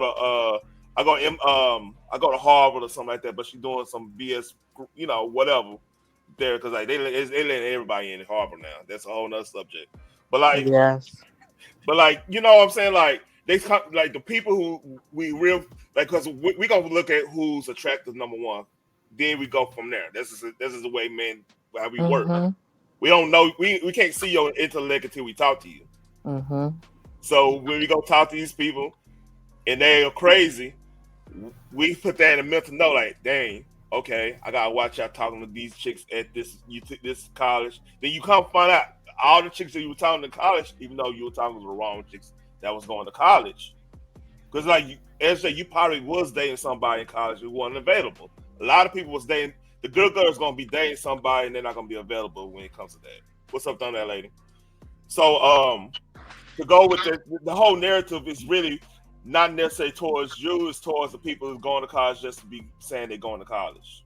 You see what I'm saying? Yeah, I wasn't even talking about that part because I Mm-mm. think that happens a lot because young people who go into college, they don't even really know who they are. So Mm-hmm. I wasn't talking Mm-hmm. about that part. I mean it more of like um the narrative that black women, since we are the most educated, that Yep. means that we've gone into these institutions, and since we're there with these white folks, they say all of this stuff and put all of this stuff in our heads to make us want to go against the black man. That's what I'm talking about. And with And that being said, They I'm sorry. Go ahead. I thought you were no, done. I was gonna say they made movies about that Not though. you, L Boogie. Oh, I'm Not you. sorry. No, you I was talking to baby hairs. I I mean, thought she was yeah, good. I'm sure that maybe it has happened, but to say that overall, because that would mean that I am especially brainwashed because I've been to college so many times, right? If we go with that, but that is not true. I have my own thoughts, my own brain. I've always been that way. Like you can't just tell me something and I'm gonna be like, oh, yeah, I agree. No, I need to Mm-hmm. understand why you say that. Where did that come from? But I don't know. I just think that we should stop generalizing on both sides. And also, you Amen. said like it's a documentary. Again, they will push what they want us to believe. that's true. Mm-hmm. So we have to keep all of this in mind. Like we have a hard work to do, but I think that black people are amazing. We can do anything. We survived everything and we're very resilient. So I think that we can fix this, but we have to make a decision to be like, you know what? I'm going to lay my pride to the side. I know these black women talking about me terribly, and same with us. I know these black men, they have said this and done that, went across the world to look for other women so they don't have to be with us. But you know what? We're going to lay it all down and we are going to start over and we're going to see what it is we got to do. So we can do it, but it's going to be some real hard work. I remember. Yeah, Hey, because I was gonna say just piggybacking off of that when L Boogie was saying we don't want to submit. I asked the question, what do you want me to submit to?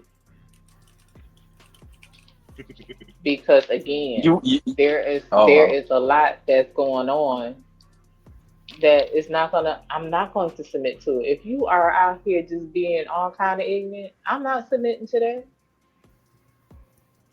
If you're I edifying me, if you're helping me grow, I can submit to you under those circumstances. If you have God as the head of your life and you submit it to God, I can submit to you under those circumstances. I'm not just gonna be submitting to you because you got something swinging in between your legs true. and you say you like me. never Give said me that. more I than ain't never that. say nothing like that. I'm not saying I ain't said Look, L Boogie said. I'm part of that one. That's the person. You're not part of that. I ain't said L Boogie told me to submit to ignorance. I'm just giving you an example of what I'm not going to submit to and what I am. That's why I said I will ask the question, what are you telling me to submit to exactly, sir? Not you, because you already in your relationship. So I ain't talking about you. I'm talking about anybody that that says they're interested in me and I'm interested in. Right. can Go I I ahead, understand L that. Boogie. Can I respond? Can I Go ahead. respond? Yes. Go ahead. Do what you gotta do, man. And sometimes I Go might ahead. not even need to be a part of the conversation. But yes, what I'm also saying Mhm. is when I hear and it's not something that I'm experiencing all the time. I can say I've experienced it, but what I'm also hearing from other men are that women are giving them a hard time leading. It doesn't always have to be because he's swinging or just because he a man. He might be thinking from a logical standpoint opposed to a woman that's making decisions off of emotional uh tactic, or Ooh, you she being fucked that up. emotional You fucked about that that. up. You fucked that up. You You get what fucked I'm that up. saying? Mm-mm. No, I don't. Let me Let tell him you go, why. Phoenix. Let him No. go. Can I Go let ahead. me Go finish? ahead. Because I want to say something to SJ too, because she mentioned something about college. And what I will also incite on that part is that when we talk about you, because you sound exceptional, SJ. So you sound like one of the people that don't think that way. So it should be a little more easier for you to move around. But when we talk about black people, we got to talk about ourselves in a collective whole, because we talk about when we talk about our people, we try to single ourselves out. When we all got to get on code. We all got to be in the same state of mind. So when we do look at those women that's coming up out of college, majority of them, they don't like you. They think the total opposite way. Some of them not even looking at black men no more. They looking in completely different directions. All right. So now that's watering our shit down even further. But that's just my opinion. I don't gotta be correct on that, but it's just my opinion. No, I mean, I'm not saying it's impossible or I it get doesn't it. happen. I'm just Because you saying listening to your that, homeboys. yeah. But I mean, I get that because you getting the one side of it all. Oh, he probably speaking from a logical. No, not really. Because here's the thing: how long has that woman been single? She's been running that household by herself, logically. It wasn't from emotions. And if he coming This in, what is woman, he coming in? We're not talking about one particular. I'm just saying these are questions that I ask. Right. How long has she been single? How long has she been running her household? What are you coming in doing? Are you coming in beating your chest, or are you coming in just trying to see where you fit in, and y'all go from there? What kind of discussions are y'all having? When y'all having these discussions, what are you getting out of these discussions and hearing her and her struggle? How are you getting her adjusted to that with you? Can I jump in Let's here? just speak for the men that's on code. Let's just speak for the men that's standing on business, the men that's on code. We ain't got to talk about the dysfunctional part of our society, because those people that the men that can't seem to function, or the men that can't seem to stand on business or be on code for black people, then those people have already pushed themselves out of our society. And I stand behind that. Like, a lot of men that don't want to stop killing their own kind, the one that don't want to respect the black woman or beat on the black woman or whatever that type of man is, I ain't speaking for that dude. I wouldn't even stand up and speak for that guy. I'm not putting my chest out and holding my head high for that type of guy.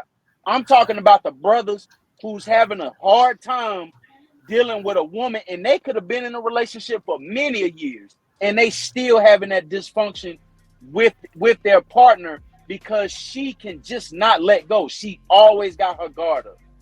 That's the type of thing I'm talking about. Yes, I got that. That's why I asked the question I asked. I am talking a lot. Go ahead, Genesis. One, I got an answer for both of all this shit. Yeah, I have twofold of a question. The first fold is, when you meet an individual that you want to have a relationship with, and when I say that, I'm talking about the universal you.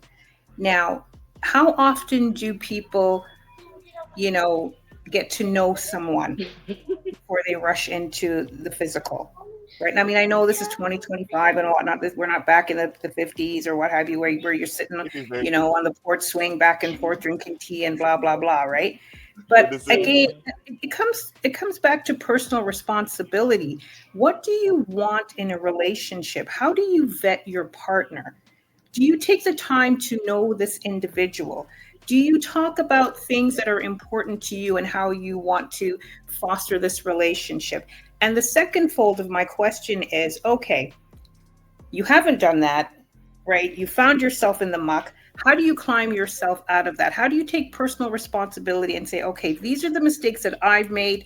These are the mistakes that she's made. Maybe he's not ready to own up to his responsibility for the relationship being broken down. Maybe she's not, she's not ready to take her responsibility about the relationship breakdown. But at some point, it comes down to personal responsibility. Okay, granted, we can talk about there are, mechanisms in place to keep the Black people down, and it's been going on since Jim Crow, and there's colleges that are brainwashing Black women and whatnot. But again, at some point, we're all, I think, even-minded, reasonable, functioning adults. At what point do you say, okay, you know what? I want better. I want better for myself. I want better for my family. I want better for my children. I want better for my bloodline. I want better for my community. Because we can have these conversations until the cows come home. We can have these conversations when we're all dead in the grave and the third and fourth generation of our offsprings are having this conversation. But at what point do we take personal responsibility? I could say something about that. All right. When I got ready to like get serious and be in a relationship, I sit down and look at myself like, hey, what I need to fix? Okay, I need to take my ass to the gym. I need to stop drinking soda. I need to start reading a lot of books, start learning stuff, get my conversation right. You know what I'm saying? Just start doing things as if you're going to work out. You about to do a competition, some type of competition, sports or whatever. Get yourself together. I think anybody that's trying to get in a relationship, if you don't got yourself together, it ain't gonna work. Because first of all, you're gonna be insecure about anything that person's saying because you're insecure about yourself. And that a lot of times, like when like folks going out cheating on their old lady and all this stuff and everything, it's old day woman doing it. It's some insecurity there. It's something that's not. They're not together with themselves. They don't love themselves enough to be like, hey, nah, you know what? I don't pass on that. Let me go home. Let me go do what I need to go do. I got this. I got this family to go take care. I got this. But you got a lot of things going on. You don't got time to do the bullshit. You're gonna protect your peace. You see what I'm saying? A lot of people that's complaining, a lot of times is because, hey, I'm not doing what I need to be doing. That's where the frustration come in. That's why they so frustrated. Oh, I can't. I'll have my wife won't listen to me. Okay, maybe you need to do something to get her to listen to you. Not necessarily on no physical stuff against her, but say, all right, cool. You don't want to listen. You take full responsibility when you fuck up, because I know you're gonna fuck up, and I'm confident to know you're gonna fuck up. So let me go ahead and do something more productive instead of waste my time arguing with you over something I know is gonna happen. You gotta have that vision. See, because that's the thing. That's the thing where we forgot as Black men. If we have a vision about how we want things to go, y'all will follow. If y'all see that vision, you see what I'm saying? And that's the point I'm trying. Like overall, if you have a vision on your purpose and everything, your old lady will go and help you with that purpose. Yes. They'll believe you. They'll go do everything in the world. They'll go get in the way of people trying to hurt. They'll tell you, hey, don't fuck with that motherfucker. Mm-hmm. He don't believe in you. He gonna hold you down. I'm just letting you know. I see something. You're gonna be catching all the red flags, and we don't have to do nothing. Just all right, bet. Let me see what you're talking about. And you gotta be mindful. You gotta have a discerning spirit on that shit. Like, all right, is she just tripping, or what do she see? And then I take a look introspective, like being introspective. Like a lot of times, even when I started this, right, look, shout out to Thumbnail Lady, shout out to Phoenix. Y'all two was on my ass. Literally, I ain't gonna say possibly y'all women, but y'all on my ass about that. Hey man, yeah, you over talking, you doing this, you doing that. Oh, hey, you stuttering, work on that. All right, bet. I think this is like an athlete. Like, all right, I get my 40 back, go get my 40 up, I get my vertical up. Maybe I need to squat a little bit more. Maybe I need to go hit the deadlifts. I can hit the sled or something. But yeah, that's the way I'm looking at it. If y'all put that into like relationship wise, you know what I'm saying? CB3, shout out to you too. Relationship wise, I guarantee you, y'all gonna get a lot more out of that shit than just, hey, he ain't doing what I want him to do. She ain't listening to me. Okay, give her a reason to listen to your motherfucking ass. Ooh. You know what I'm saying? Go lift some weights. Take your ass up bar by yourself. Be quiet. See somebody come. Where you work out at? Guarantee you she get her shit together. all that bullshit go out the window. All that, oh, I don't got time. All that go out the window because you got the muscles. I've seen it happen. All that little shit, the little games. Look, hey, my man need to be 6 foot this, dude. You take care of yourself. You on your business. Oh, that shit go out the window. Oh, hey, I don't got that motherfucker, but I got him right here. That's what's gonna happen. And that's what we gotta get to the point as men. We gotta be to the point where okay, she thinks she needs all this because she don't think we good enough. So therefore, I need to be better than what she think we need to be. You see what I'm saying? In general, just and then if she don't rock with you, okay, we got a whole world in our hand. If you really gonna get down to it, and it's gonna hurt some people, but hey, do what you gotta do. Find love if you want to find love. This is what it is. It's somebody out there for you. So I agree. Because everybody's looking for someone to love and accept them. Everybody's looking for that. It's just how are you going about it? Are you standing in your own way? Mm-hmm. Are you open to the possibilities or anything? Or like I said, even with kmichelle, want to control every aspect. It has to happen exactly how you picturing it in your head. I get having a vision, but your vision basically is saying, I want to be loved and accepted. I need someone who's going to encourage me. I need someone who's going to speak life to me, or whatever it is on your list. And they are doing that, but you so caught up in how they're doing it that you're not even appreciating that you're getting it. Yep. Facts. And you can't be a walking bundle of problems. kmichelle. Gotta work it out. Absolutely. And I think it does go back to admitting that you don't look at that man as a dominant species. She just might not look at black men as a dominant species, even as much, because one thing I did hear her doing was comparing every man to her grandfather. And she said, if he's not like my grandfather, then I don't want to be a part of that. And that's sad because every man is themselves. Exactly. And then on top of that, you might not see the bitterness of your grandfather. You're only going to see your grandfather as a certain manner or in a certain way. You're never going to see him outside of that perception of what you've already seen him as. So that goes right back into what I said. Systematically, she might still look at black men and say, well, you know what? You're not good enough. She done had that great example of what a black man looked like, but something still missing inside to where she's going to nitpick everything about that man. And she already let it be known she did surgery and stuff. That means she got an image problem within herself. That's where that come from. And there's nothing we could do to satisfy that itch. If she gonna see herself looking good in the mirror or whatever, she don't see herself as somebody beautiful. Then that's not one black man in the face of this earth, whatever galaxy you want to find him in, whatever, is gonna satisfy that itch. It's all right. Because again, every man is gonna be his own man, and you don't know what the hell your grandma went through with that man. All you know him to be is a grandfather. You don't know who he was as a man and a husband or a partner.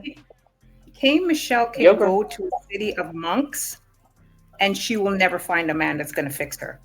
She is her own worst enemy. She needs to fix herself and stop perpetrating all of her trauma, all of her self-esteem images onto black men. She needs to fix herself. No man on earth can fix her. She needs to fix herself. She needs to fix herself. She is her own problem, and she is her own worst enemy. Granddad or not, she needs to fix herself. It's not the black man. It's not any man's responsibility to fix her. It's not any man's responsibility to fix anyone but themselves. That's it. Period. So she can go on all these platforms and cry in her low pistachio green dress and expect the whole community to rally around her. No. Damn. Pistachio green dress, honey. Hey, shall we listen to the rest of this? So I get I off mean, I guess. here since Boogie.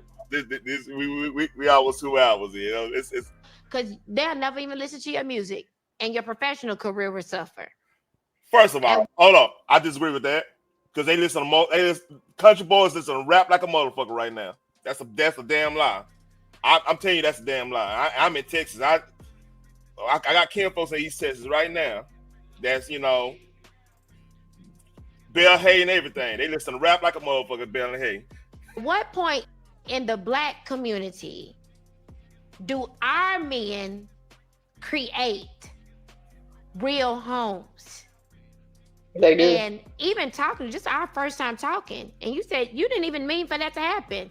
Life happens. I'm not here to judge life. I'm looking at a successful Black man that has the ability. She's trying to get that situation. That's what you're trying to do. I see what you're doing. To literally turn the narrative on Black family,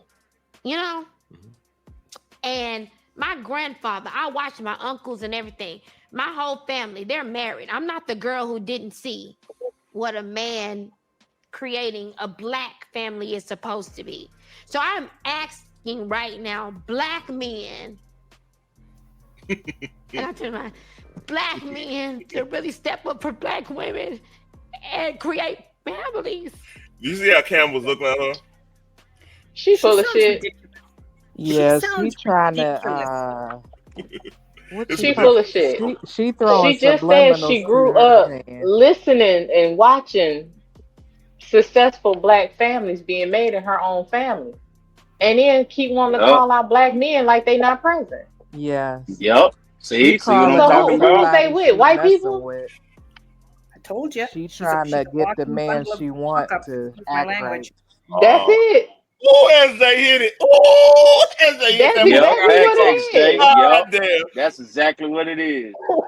I felt that shit too, SJ, man. Hey, you felt That's exactly what it is. If she think we gonna fall for the banana in the tailpipe, she really must think we stupid. Cause child back. She gonna start crying in front of niggas to get some more sympathy. Oh, I see what you doing. I see that game. Oh, She don't even care about the Black household. She just want what she want, and she trying to guilt that man that she subliminally talking to over this interview into doing what she want and marrying her. Yeah. That's what this is about. Yeah, she tripped over the wrong. Call it out, sister. Call it out, sister. Hey, Boogie, that's what we call tripped over the wrong D. She tripped over. And the thing is, most of the damn times, the men that we want don't want us. Same thing. Same with say it again, sister. Say it again. And it's like, okay, you want him because you seeing him in a certain type of way, but he don't want you because he's seeing who you really are. And it's just like, girl, move on. He don't want you. Find that dude that has those qualities, but also wants you. Yeah.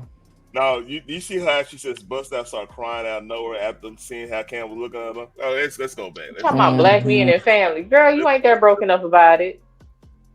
Watch this. Look at Cam. To literally turn the narrative on Black family. You see how he looks? Look how he looking at her, man. Can you see it? So ridiculous. Why is she? Well, I'm gonna say this. Why is she coming on this platform expecting the whole entire internet to feel sorry for her choices? She's a walking contradiction. Oh, I've seen Black families, my uncles, my granddad, my parents, but yet she chose to go breed off for somebody who doesn't want her, didn't respect her, and yet, we're supposed to feel sorry for her. I don't care. I don't. And listen who she talking to. I ain't even gonna front. Cam Newton is a intellectual guy, but Cam Newton is the wrong example to try to change exactly how she feel about that, because he looking at her with no sympathy neither. Exactly. Like she's the wrong example. She's the wrong example to try and change all of this. I mean, okay, Yeah. so we're And supposed like to, right? out of Okay, all so we're that, supposed you to. supposed to be talking about your career, the stuff you're working on, certain things that you would like to do, maybe touch on a relationship or whatever, because we already know we've seen it over the years. You are screwed up, lady, in that aspect. So I'm gonna need you She not to be like that. Like, don't do that. This goes back she to the scene. needs deep rooted therapy for her Yeah, Yeah. that's what I'm issue. going back to self reflection. That So child, I'm gonna I need you don't to know figure you where out. I don't know where she dropped the ball in her self-esteem, her self-worth, her role as a human being on earth. Child, like But two I blocks am back. so over these women coming on these platforms, bearing out their soul, about how these black men are so big and evil and they ruined us as black women. Girl, get yourself together. Get off the internet. Seek therapy. Pray to Jesus. I don't know. Go Immediately. back to your parents. I don't know what she needs to Hey, I do, but need this is that. I need such an therapy too. embarrassment. This is such an Jen, embarrassment. hey, Jen I That said, need is therapy that is too. very You embarrassing. know what I'm this, saying? oh, damn, he need CP therapy. But Man, I K, wish I've I had could therapy. give y'all Therapy is great. therapy. I wish. I'd K, be a millionaire in this sector, man. but I look, just think about it. Man, boy, you be Elon Musk on therapy this is bitch. great.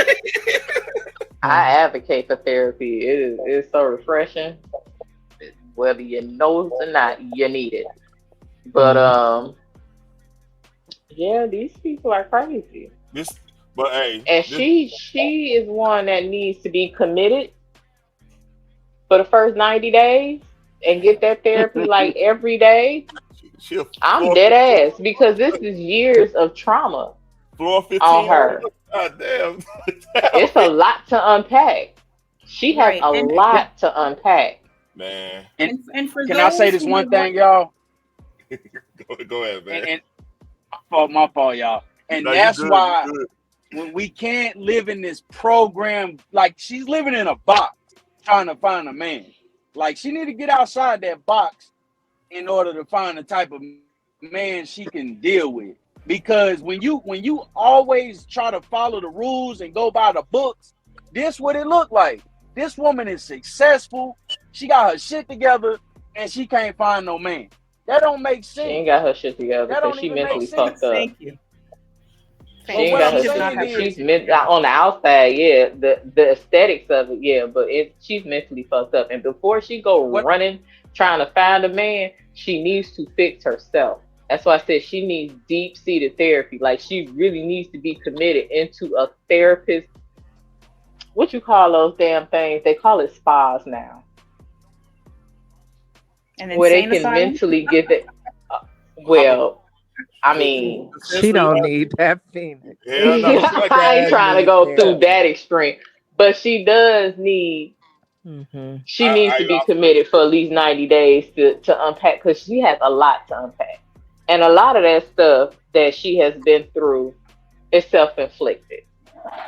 man. She Correct. has been open about being in an abusive relationship with the guy that was supposed to help her with her career. He ended up fucking her career over. We later found out that he came in somebody else's life and was just as abusive. He had his own issues as well, his own demons. But she needs to get herself together. She is not doing that. She's ignoring her issues and trying to put it on the man to fix it. And if he cannot fix it, that is not the man for her. Girl, you don't need him. You need Jesus and a therapist. Facts. And not only that, for those who might see this on the replay and think that I'm victim blaming or victim shaming or whatnot, no, we're calling out reality for what it really is. We need to hold her feet to the fire and say, listen, lady, hold her by the shoulders and give her a good shake and say, hey, you need to get your act Issue. together. She's been doing this for years. Hmm. 4 years. She'll go a few yeah. years and we don't hear from her, and then all of a sudden she's on a platform crying about how the black man has Sounding done her just as wrong, bitter. or the black man is the downfall of the whole community. No, her Hmm. parents are still together. You know what, Michelle? Go home, fix up your old bedroom, and go down on your knees and pray to Jesus, because apparently a therapist can't help you. right? And figure out what is I don't wrong think with she's ever even her. discovered therapy. Figure out what Preconceived Honestly, don't. notions. first before she comes on platforms expecting everyone to lay down the sympathy mat for her. People have bills and real problems. This lady is in the upper echelon of the financial bracket, but yet she can't get herself together. She can't work out her relations. And granted, yes, we're all flawed human beings and all of that, and money doesn't solve all your problems. But at the end of the day, she's 4 steps ahead of the majority of anybody in society right now. That's So sympathy, I don't have it for her. She needs to get herself together. Period. That's it. Yeah. Like, this is just She's grown entertainment. enough to know better. Man, fucking Cam body language told it all. And by the way, I love the fact that this lady's calling out bad behavior. You know what I mean? I love this because like all my life I've been like, man, look, don't y'all see these people? See some of these motherfuckers acting crazy, or y'all not gonna say nothing? Or I mean, I love the fact that it's being held account. Y'all calling out behavior. I love that because it was one point. It was all black woman solidarity. You can't tell us what we can and can't do. Blah blah blah blah. All that stuff. I just love this because me and El Boogie, I guarantee you, we call out every. If me and him was set up and just talk about what's going on in the world, we'll call out a whole bunch of people, and I don't think nothing of it. But it was for some reason it was at one point sisters wouldn't do that. So I love the fact y'all doing that right now. I love this because the majority still don't. Hey, it's about the majority. Remember, we got see. That's what I was saying.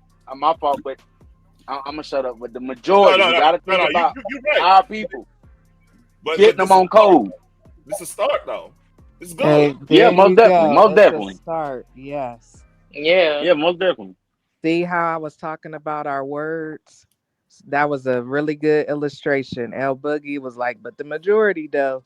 And Taryn is like, but it's a start. Yes, it's about perspective and your wording. Because you can look at it both ways, and both ways are not wrong. But for us to move in a positive direction, we got to be able to look and see where there is positivity and where there is progress or where there is potential. So that was a good illustration of that. So here's the thing I got to like, Boogie, you got to know this. Like, things happen fast. We're in the culture of social media. Remember the days before Kevin Samuels was like calling out everybody, and that became the whole meme of everybody started thinking about, hey, I need to get myself together. Hey, I need to wear certain things. Hey, I need to and a lot of ladies, real talk, a lot of ladies was listening to that too. I found that out. I didn't know a lot of ladies was listening to Kevin Samuels till after he passed. That tripped me out. I didn't know that. I thought it was like really majority women getting out there and getting towed down. But the thing is, a lot of people had a negative reaction to it. But like, if you look at what he was doing, he gave them an opportunity to speak exactly what they want, and he broke it down to them in a way where it was harsh, but he got straight through the BS. Because the thing is, a lot of folks. I guess it depends on how you look at it, because it's not what you say; it's how you say it. But hey, it got through. Not necessarily, because if certain people, if you are speaking to them in a disrespectful manner, they will not listen. You can't do that with everybody. You have to actually know how to approach a certain person to get them to listen to you. I have kids. They were all birthed from me, but I do know that they are also individuals, and I have to train them differently. Yeah, you're right. I'm not debating that, but what I like about his style, he sit and just listen. Then he like, okay. Then he like, all right, this is how I'm gonna approach it. So like the ones that went viral. That's really legit the most harsh way he went at them, because at that time he probably felt like they needed to hear the harsh truth. Some people need to hear that, but the vast majority, he just kept it monotone. He just said, hey, you need to do this, do this, do this. Hey, are you sure you want that? It was more on that level. It wasn't always 100 miles per hour, if that makes sense. Yeah. But again, you can't approach everybody the same kind of way. Yeah, yeah, The ones that went viral, they were kind of harsh. A couple of them were full of shit and a little bit delusional. So yeah, you might have to get with them in that certain type of way. But everybody didn't deserve that. yeah. I mean, he probably Uh, got. I mean, he's human. He probably got one or two wrong, maybe 10 wrong because there's a lot of them. Maybe about 10% wrong. Let's say he got 10% wrong. Still, they probably got something from that conversation. But that's this goes beside my point. My overall point was now people are holding people account. It started with something like that. Even the Fashion Frizz, even though I don't rock with them like that. I mean, it was fun. It was funny for a little bit. It got a little weird. That's another story. But even them to a point where they was telling the dudes like, hey, y'all can do this in real estate. Y'all can do this, do this. Then hearing Coin Brown say the other part. I mean, everything kind of at one point everything kind of fit in. All right, this is game. We learning. We have to, sometimes get the fat out the meat type situation, or chew the meat to get the spit out the fat. Yeah, that's the term. But like I agree. that's Sorry, I go ahead. agree with you that Kevin Samuels, R.I.P. the Godfather, he did have a lot of women followers. I was one of his followers and subscribers, and a huge percentage of his audience were women, even though men thought it was a men-centered based channel. But and I think that the videos that did go viral went viral for a reason, because a lot of those women came up to buck up against him. They came up there to try to downplay him and try to, for lack of a better word, small man him. You know what I mean? And he put them in their place, rightfully so. Rightfully so. But he changed a lot of lives. And what people didn't realize, that there were a lot of marriages that were born out of his what's the word counseling. we're born out of his narrative or agenda or whatever the word is. I can't know the Yeah, I don't want to call it narrative, but like, yeah, I got your point. what have you, right? And like you said, Mr. Tarrant, in his death, the women came out in droves, except for Vivica Fox and her nonsense, but that's a whole other story for another day. And really honored him, and respected what he tried to do. So yeah, shout out to the Godfather. Yeah. And then he not tremendously, he mysteriously passed. See, that goes back to my whole spiel. Like you said, 10%. 10% is thinking the different way about it. And I understand what Taryn and SJ are saying. I just feel like when we are doing this, sometimes, like even how we're doing it on a public platform right now, sometimes it can be translated in so many different fashions or forms. But of course, it starts in the home, and then it goes to your community, and then of course it can go all the way till it go corporate or to government. You know what I mean?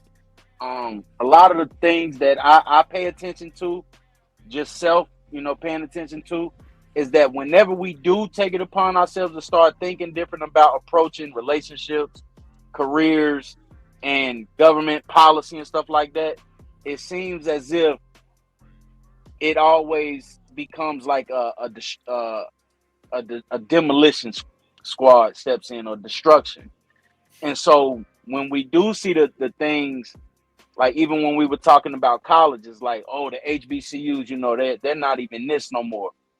Well, I feel like that would have been by design as well. And so, go ahead. All right. This is what I would say about that, man. Working out. I'll go back to working out. This analogy I'm using. You can lift weights, and sometimes you get injured. Do you quit lifting weights because you got injured? Or do you rehab the injury and you get back at it? Which one you do? You take what you can get out of the situation. So you're gonna be considered the 10%, basically. So 10% gonna change. 10% gonna stay on code. But the 90% is kind of, it's a start. Yes, the 10% is a start, but the 90% seems so like, you get what I'm saying? Like I'm looking at it from a standpoint of, I'm not saying it's not possible, but it looks different. The structure of it looks different.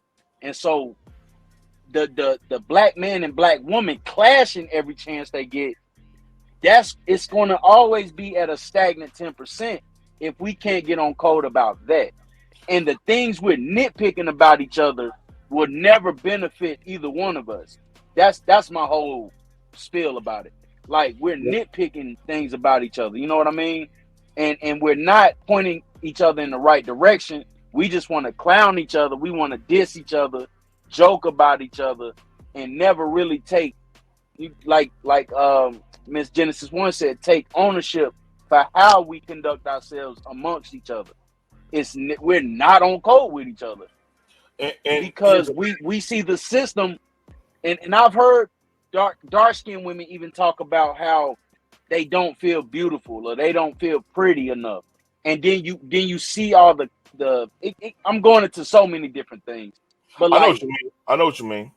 Because there's I'm married so many things in place. Yeah. My wife is dark skinned. I married her and I love everything about her. I mean, I get that whole standpoint because like media, here's the thing. This is another thing. Like, we have to establish this too, because I've noticed it with my daughters. Not even like they're not part on social media and stuff. They very acute socially about how people perceive them. They're very cute. Like I remember when me being 9, me being like young, I did not give a damn about. Oh, Jensen one had to drop down. I didn't give a damn about what anybody had to say about what I was doing. I wasn't thinking. I wasn't really hypersensitive to what people thought about me. You know what I'm saying? But my daughters, they peep everything. They see everything. They see, oh, who's that weird person over there? Or who's this? Who's that? They won't say it, but they'll, hey, come to daddy. They'll like, let me know or whatever. Or, you know what I'm saying? They're way more acute. So what's going on is a lot of these sisters they seeing what society, what media is portraying them, and it's gonna hurt them way different than it's gonna hurt us. Because the thing is, think about it. When we was known as hoodlums and this and that, we created hip hop and we mind our own business. We just went in there and did battle rap all the time. You see what I'm saying? Yeah. So it's a whole. The thing is, like, we take what society say about, we just take that and create something way better and just say, hey, we got our own thing. And we just the problem we do have, we don't understand how to have ownership of that. That's what we need to get better at in general, even on there. So that's really, if you want to say what's really holding us back, it's the fact that we need to really take ownership on what we create, really take ownership of our image, really take ownership, and just don't have anybody playing with when we create culture stuff. Anybody playing with our name when we doing that, and hold ourselves in high regard. That's really what we gotta do, and the ladies won't follow. Exactly. That's what I'm seeing. Yeah. Because a lot of times we got, and I hope I'm not over talking y'all ladies. If y'all want me to shut up, just say, yo, L Boogie, shut up. Oh, you know I will. Don't play like that. But and to add to that, bro, because that's exactly how I'm looking at it. Every time we create something great, it gets infiltrated. From my understanding, hip hop was infiltrated. That's not even our culture. We don't own that culture.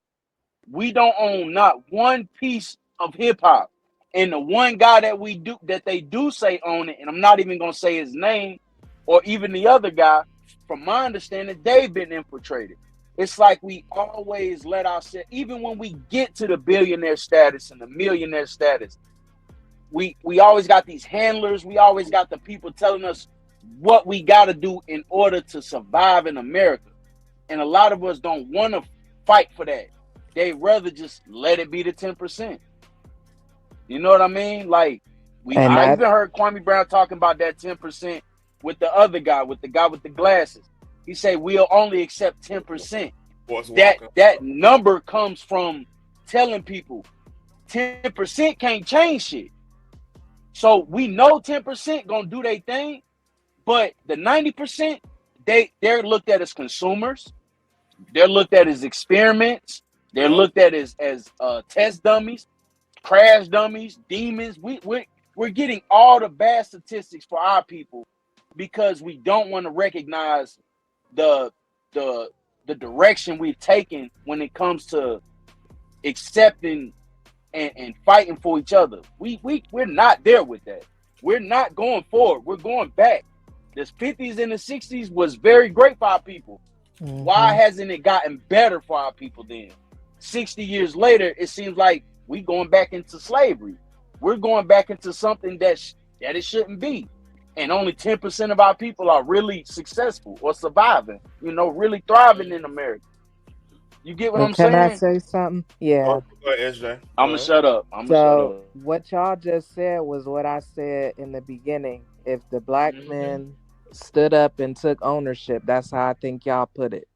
But that's what I was meaning. If black men stood up and were not so easily moved, then we could make some headway. Because like Terrence said, if we do it, the women will follow, and we will. We definitely will. Certainly. We are y'all biggest cheerleaders.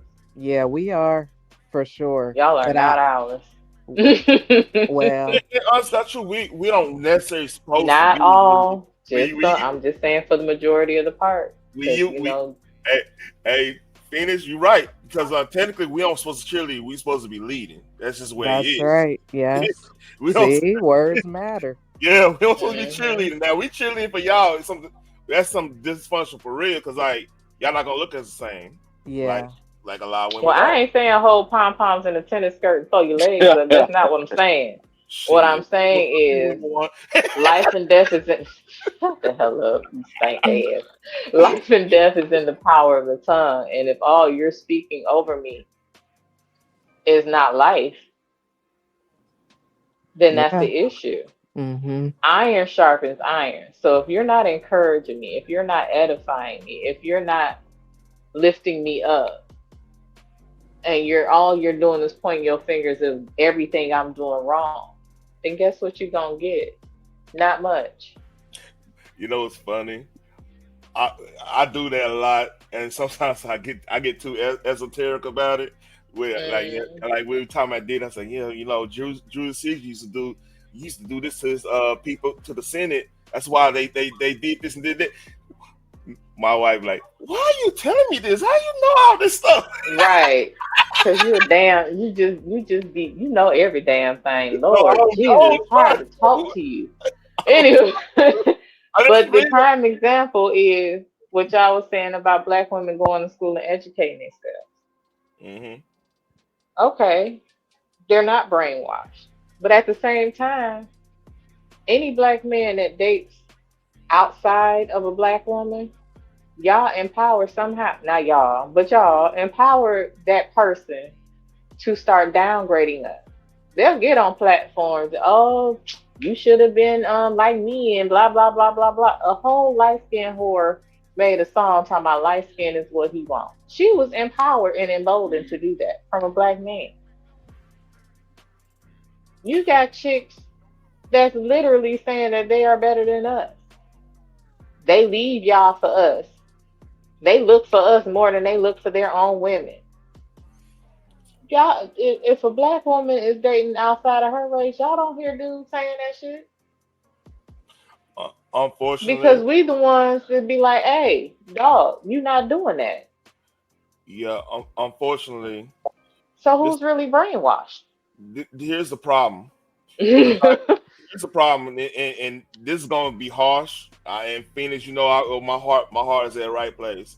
But a lot of that, I still don't want to fight you. Go ahead. The lot of that might came from them dudes having a ratchet ass mama. Let's call it for what it is. Think about it. Yeah, because most of them hoes that saying that shit is ratchet as fuck or trying to be like us. But the thing is though, if he was always caught, because look, not all single mothers are the same. There's some single mothers are gonna uplift their kids, get them to the right place, try to get the male role models around, try to make everything work, try to get the daddy around, try to do the whole nine, do everything good, right? Let's put that on in the good category. That's the best situation for that situation to happen, right there. Then you got this one on this other side where you just like your daddy. You see what I'm saying? I told my mama she shouldn't have been fucking him. yeah, but you get what I'm saying. But like you strong enough to deal with it. But dudes, we gotta kind of take that. We gotta kind of take that. Then soon lady, no, y'all don't. No, hear me out. Because you can't say nothing to mama. You can't say nothing to Shit mama. me. No, yeah. You can say something to mama. Our black ass can't say something to mama. Because you know what? That's a life choice. But no. Still should try though. I'm Still should try to say something to mama. You can say something respectfully. You can find ways respectfully to say that to your like, look, you just like your daddy. Okay, well, obviously there was something that you liked about that man to make me. But see, the thing I didn't get here by myself. Well, Phoenix, well, we have to stipulate if you grew up and that's all you heard, or I should have had an A word, or all this and all that stuff. Next thing you know, you're gonna be like, damn, do I really want somebody like my mama? Then that's where that come from. And what's so crazy about it? Damn. What you saying is that they find women outside of race acting like the mama, the women they see. That's what happens because if they only know that dysfunction, it's like that with women. If you only know the dysfunction, you're gonna go to the dysfunction. You see what I'm saying? And here's the thing: if you know it's dysfunctional, let's take it back to you need to be healed from that. Take your ass to therapy. Oh no! So you don't live, so you don't continue to live in that damn dysfunction. But that take, I'll tell you right now, that takes some time because like I said, dysfunction. We all come from some type of dysfunction, even in two-parent households. Everything it's gonna be something gonna be a little off in a situation. Either it's gonna be inside from the household, it's gonna be outside from childhood trauma at school or something. It's gonna be something. You know what I'm saying? We all got across the bear in that regards. That's true. What I'm saying is that we have to understand the psychology of the brother that's doing that and then going to the other side, which I have no issue with, honestly, because my standpoint is you're gonna make a black person anyway in a lot of cases. That ain't even the point I'm making. I know that. I don't give a damn who you date. It's the fact that you allow or embolden this person to come back and attack who you come from. But if you put it in the perspective of the person they came from was a dysfunctional situation, this is why they doing that. It's not necessarily me saying justifying it. It's an understanding on why it happened. You have to kind of look past because like it hurts. It does hurt when like you see a beautiful sister going with a white dude. Like, all right, that's cool, but like, damn, I mean, y'all won't say what it is like the whole. Y'all won't say nothing about that, but God forbid, I know like that's the part that cast her ass out. What's up? Let me just say this, and this is just from things that I have witnessed myself. You will have black men coming from dysfunctional households, from a single mother. A lot of them grow up and take care of their mom. No problem. They give her the utmost respect. They know she got issues. They try to, work it out. Because like you said, you can't say nothing to mama. The hell you can't. Shit. You choose not to. No, you choose not to. But at the same time, just like we have to look at why they're doing that, did he take time out to look at what his mother went through to be as dysfunctional as she is? No. So I don't give a fuck about what you had to go through. Because you already said fuck my feelings first. I mean, did you look at your mama dysfunctional? She didn't come out like that. Something had to happen. So what time did you take to figure that out about her and to work with her within those parameters? You So didn't. You just decided to grow up and dog her the fuck out. The other half that knows that their mother is dysfunctional, but then turn around and turn against the black woman. I wasn't the black woman in your household. So why blanket statement or throw me up in there with your mom? Because again, I didn't have her upbringing. I don't know what she went through to become as dysfunctional as she is. I don't know what she went through to get hooked on drugs and forget that she had kids. I wasn't there. So why should I have to suffer those consequences because you decide to go outside your race and then tell them that all none of us is shit because of your one experience with the one that raised you. But again, you didn't take time out to figure out what was that about your mother that traumatized her, that put her in the position that she was in, that made her dysfunctional. You didn't do that. So why should I give a damn about your feelings when you decide to not only attack me, a person you do not know, but also have this bitch you fucking and do the same damn thing? really, to be If honest, you blind eye, so am I. We both gonna be Stevie Wonder out in this bitch.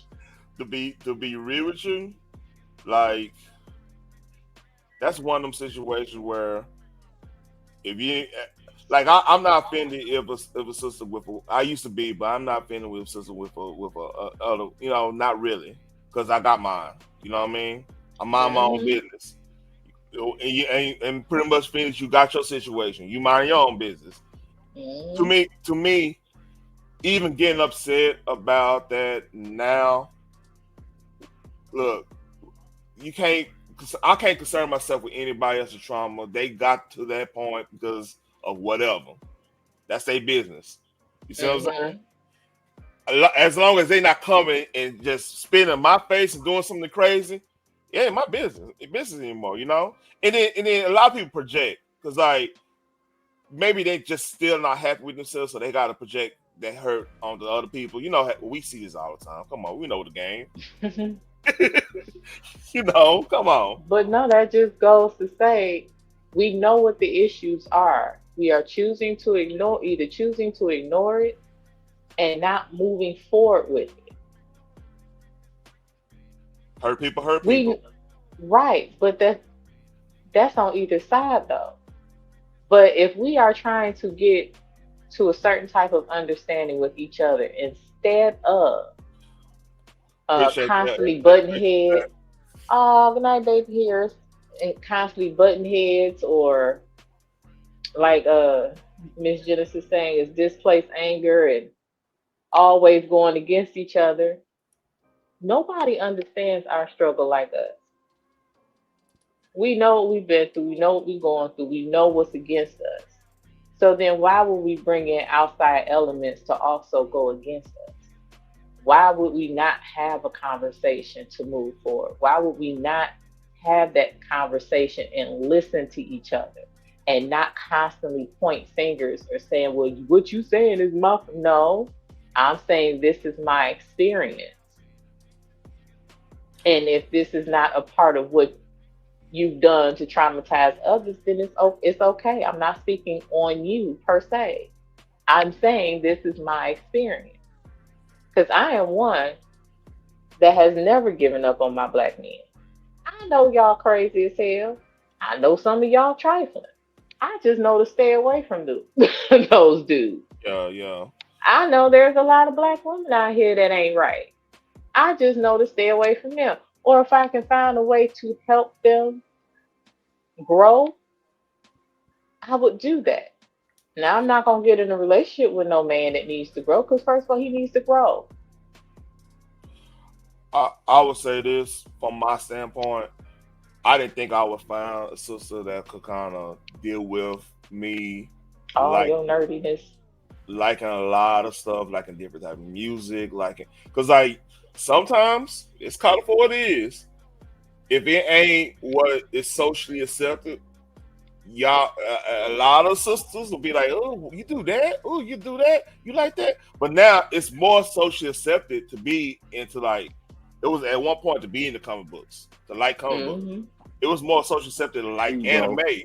it was more. See, so here it goes back to me and Boogie's thing, because like you talk about the 10%, but like I was part of 10% who liked certain different things. Now it's mainstream. That was my overall point with the Kevin Samuel thing. Like this stuff happens fast. Yeah. People catch on, especially if things work. People catch on. But here's the threat, and this goes to your point about infiltration and all that stuff. There is an element of our culture. I don't give a damn. I don't give a damn. It's white, black. It's something going on sector wide, internet wide. When there's a movement, or there's something great happening that's bettering people. There's a type of corruption. It's here's the thing. It's J.R.R. Tolkien says this, like evil cannot correct, it only corrupts. You see what I'm saying? Mm-hmm. And That's true. there's always this corruption building somewhere in the community. It don't matter what community it is. Hip hop, it could be fucking comic books, it could be video game, it could be knitting. There's a knitting community on YouTube, on Twitch and stuff. They just sit back, talk shit, and knit. Craziest thing ever. But there's a corruption there, because it used to be just women going on knit, talking about their wild, they situation going on, they husband, wives, whatever they got going on, and talking shit. But now it's now they need safe spaces. Remember that whole safe space conversation? Now they need safe spaces because, oh, this person's too toxic. They talk about this. Oh, this person believe in this. Oh, this person voted for this, vote for him or her or whoever. It's a corruption. That Yeah. always, I mean, it happened in church. Why we got denominations? We all serving the same God, or same. We all believe pretty much They read from the same Bible. So read the same Bible. Hey, you get the same Corinthians, second, Corinthians, whatever you want to find. We get all the same, but we got the denominations, because there's always corruption. There's always gonna be somebody saying, "Hey, I interpreted this differently." So you're not interpreting this the right way. I could read the same scripture 100 times and get 100 different versions of what I read. So exactly, it has nothing to do with denomination, but that is just the enemy's way of division. He always uses division. If we can keep up division, we can keep up confusion. That's what I'm saying. We're not going to sit down and have a conversation and actually hear each other. And every time we have a conversation, and I'm saying I'm having an issue when certain people do A, B, C, D, and it's like, oh, I don't do that. Okay, well, if you don't do that, then I'm not speaking on you.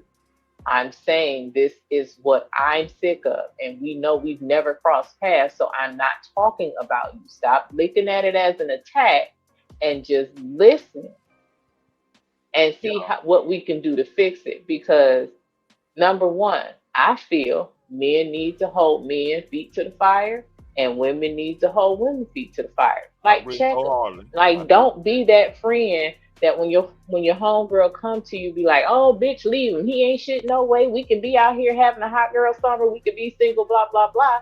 No, you actually listen to your friend's grievance and see where you can heal from that.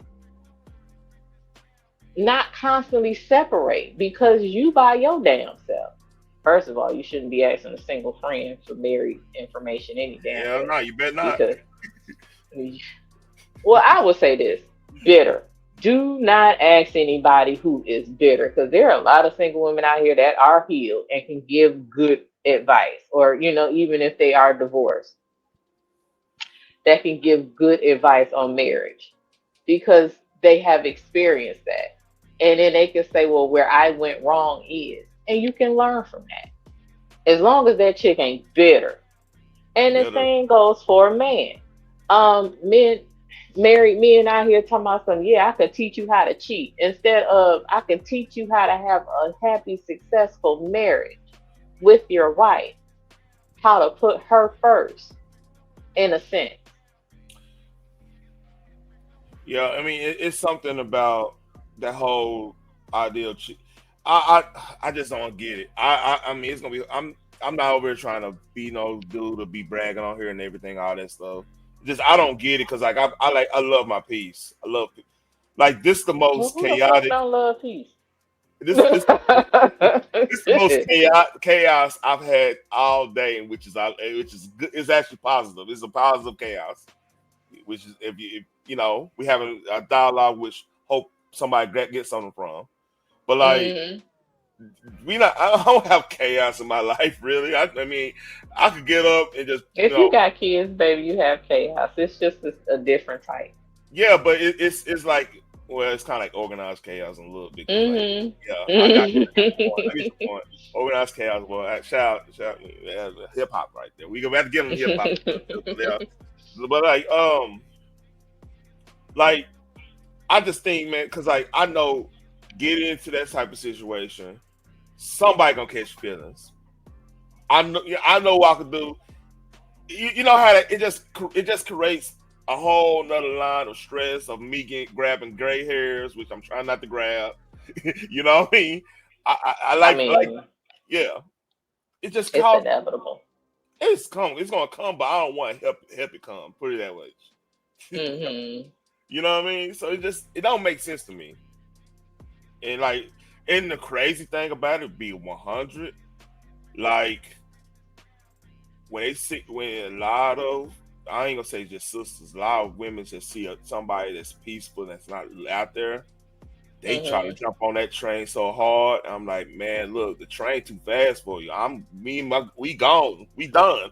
You can't jump on it. Right. We gonna pass the station. We just gonna go past it.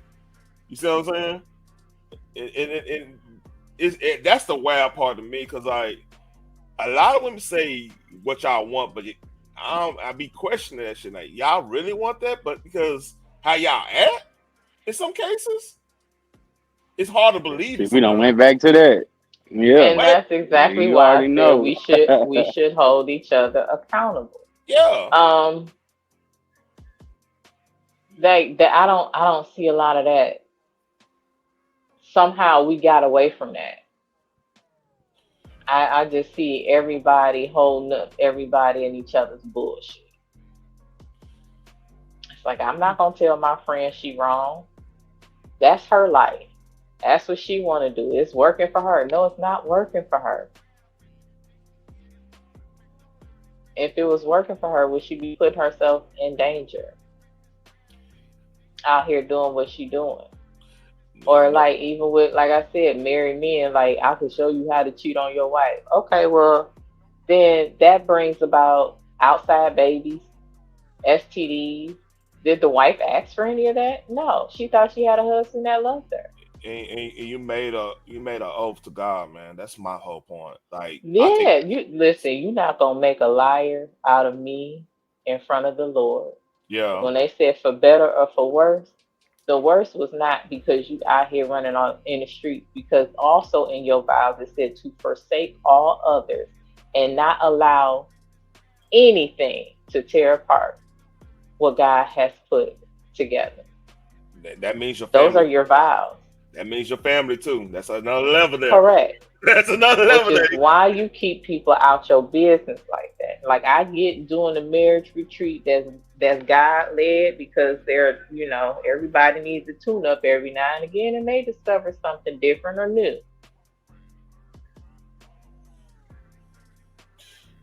It's crazy how a lot of the institution of marriage really was like stronger when a lot of dudes, we just like, think about like the Greatest Generation, for example.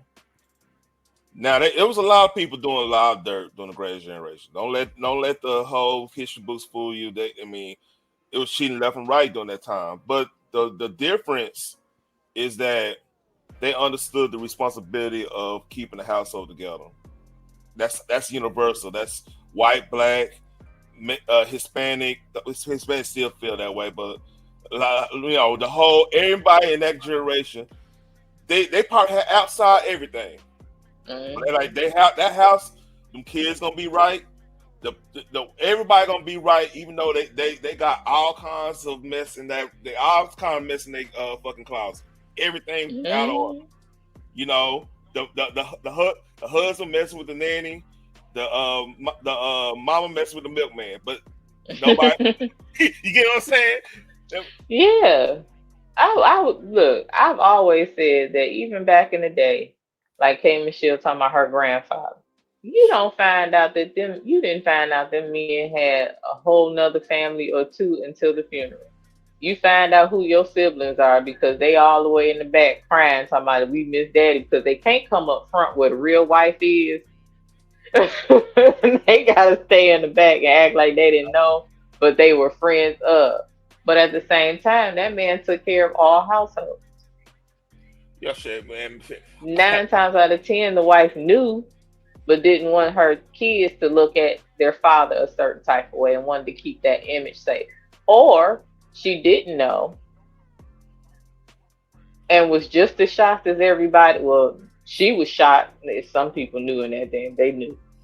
As Sometimes, most folks that was there, but that man took care of all them households. Nowadays, you got men that stay 50-50 hey, for sometimes, one family. hey, sometimes, it could be family members both having kids by the same dude. There's a lot of that happen too. I got, Hey, listen, I'm just saying, you but he know, took care of them households. that, hey, cuz looking the same and shit. We don't want to talk about that. Nowadays, it's like if the wind blow, we ready to get a divorce, and that's not cool. Yeah, That's not cool. and I wonder And like this I too. said, she didn't know what all her grandmother had to endure. She looking at her grandfather as in the eyes of a granddaughter. She don't know who that man was as a husband. She don't know who that man was as a man. Yes, he provided for her, but it was on a temporary basis because she had parents that took care of her and provided for her 24/7. She does not know what her grandmother went through for that with that man. So why would she say if he ain't like my granddaddy? Well, you don't even know what the hell you saying. He could be exactly like your grandfather, and you still don't want him. Yeah, sorry, I my internet kicked out. I'm just gonna jump back in if that's okay. Oh, you good? Yeah, to your point, Phoenix, interesting. She never said I want a man like my father. Mhm. Very, very interesting. She said I want a man like my granddad, right? And Mhm. and and in her own words, her parents are still together and her uncles are still married and whatnot, right? So I Mhm. found that part very interesting. But getting back to what you were saying about these secret families, because I was watching a documentary about Charles Lindbergh. I don't know if you guys are familiar with him, but Yeah. his kid was kidnapped back in the 30s or Yeah. something. Yeah. Yeah. Yeah. Yeah, I Mhm. was watching a documentary about him, funny enough, a couple of days ago, and it turned out on his death, he had three separate families other than his own, where he was married to his wife and had two kids. And Right. nobody knew about it until it was stipulated in his will that these three separate families weren't supposed to come out into the public until after his death. And Right. his wife didn't believe it. And two out of the three families that he had were two sisters. Two sisters That happens. That had happens a kids lot. for Yep. him and a separate woman. And it wasn't until I think it was his third great grandson was the only one out of the Lindbergh family that said, okay, you know what? I'm going to put all these stories to rest and we're going to do a DNA test. Lo and behold, these seven other kids are for the Charles Lindbergh, and he's a part of the family. And not You only know, I that, think I one of seen the that. Bee Gees, Yeah. I think it was Barry Gibb, he had a separate family with quote unquote the nanny or governess or whatever she was. And she lived down the street from him. So, and again, that didn't come out until after his death. So her talking about her and I'm pretty okay, maybe her granddad is this holier than thou man, okay. But does she really know what he was up to? Not accusing the man of anything, but just drawing to say that, Right. hey, That's what I'm we saying. don't know. We don't know. And Right. the Neither fact do that she she. didn't hold her father in this, paragon of virtue, come on. Yeah, that's a little suspect. You don't, like I said, that you don't know what. And then on top of that, lot of these folks got married early, so they I'm didn't really fine. we can get That's deep true. in we get deep in this because Even some of them were teenagers, but I yeah. find it. My granny was a teen. Well, she was 16 years old when she married my grandfather. I would never, and this is, I don't give a damn who it is. I would never compare any man to the next man. I love my father. Yeah. I do. But I'm not gonna compare a man that I want to my dad because my father was one of a kind. Well, we went He's deep. supposed to be. Hey, Phoenix, we went deep in this conversation, man. We got to count some hip hop a little bit. we went deep. Oh, okay. We've been to Next. Oh yeah, a little bit. But this is Tyler Perry news. You actually should be wrapping this shit up because didn't you say your wife was cooking? Yeah, that food. I just heated up, man. We went deep in this. You're so funny. So this is the Tyler Perry news. I don't got nothing for it, but except this. Try this line, Mardukes. You are a strong, intelligent black woman who will make me a better man. Marduk. Wait. Something's off. Lotion. What in the hell? Tropical peach, sunrise orange, minty mango, and apricot. Or I can just take two flavors and swirl them together. Just tell me which one you want. You want me to pick one for you? Okay. Minty mango it is.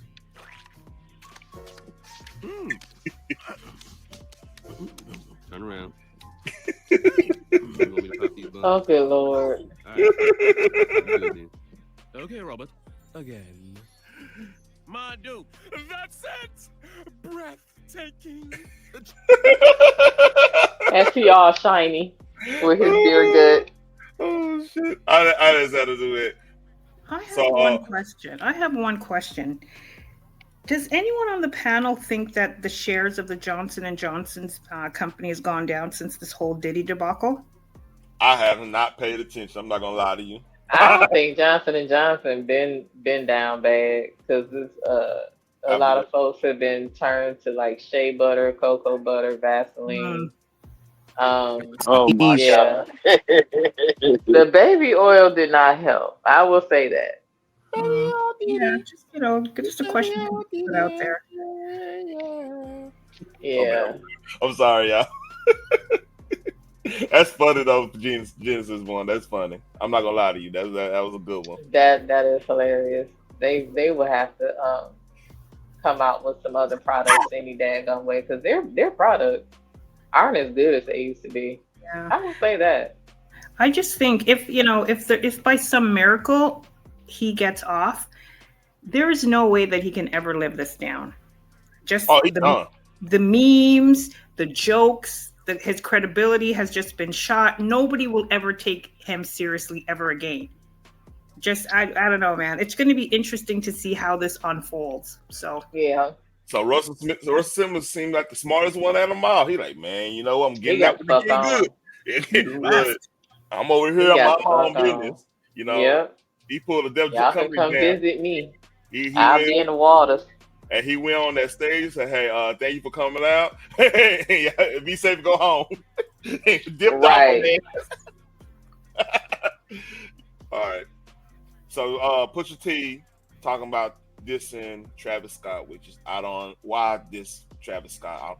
I'm not sure. It's here. He's shameless. It all came from actually being in Paris. So be it. So be it. So be it. So came through carrying the Utopia briefcase. Right. Yep. Doing his whole spiel. Mm-hmm. He comes. He interrupts the session. The next day, the meltdown verse or whatever comes on. I melt down the chains that I bought from your boss. Drake on Travis Scott talking about melting Pharrell's jewelry. Yeah, and all of that. That was a corny. Oh, did not know that. I didn't know that was towards him. I thought he was talking about. You know what? That's Drake saying that. That makes sense. Like you shouldn't have been here anyway. Him specifically too. I don't take it as personal as I should. It's Travis. He's harmless. I'm not into what his whole makeup. I took it there. Her Utopia had moved right up the street, and her lip gloss was popping. She ain't need you to eat. And then to to come back in our fold. To make a point of... Yeah, to invade the fold and then, do all that he did. It was like, man, that was corny. He's shameless. He does it. You've seen him do it to everybody. I've definitely had to put my hand on your shoulder before. You died in front of me. You cried in front of me. Cried in front of me, you died in front of me. Calabasas took your bitch and your pride in front of me. Calabasas took your bitch and your pride in front of me. I had to help you. People take that type of shit for granted. I don't take that for granted. So be it. All right. Here's Can I talk about that? Go ahead. First off, the song is fucking phenomenal. So be it. Shout out to Pusha T, No Malice, the Clips. For real, that song is amazing.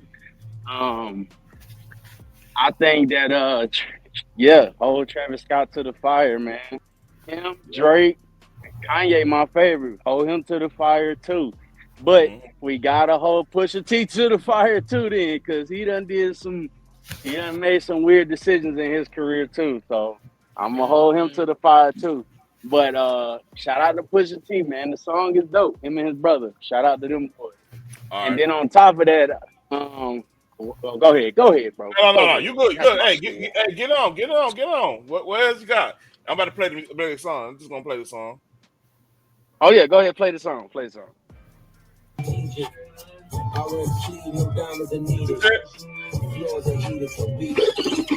Is that the I might need to find the whole song.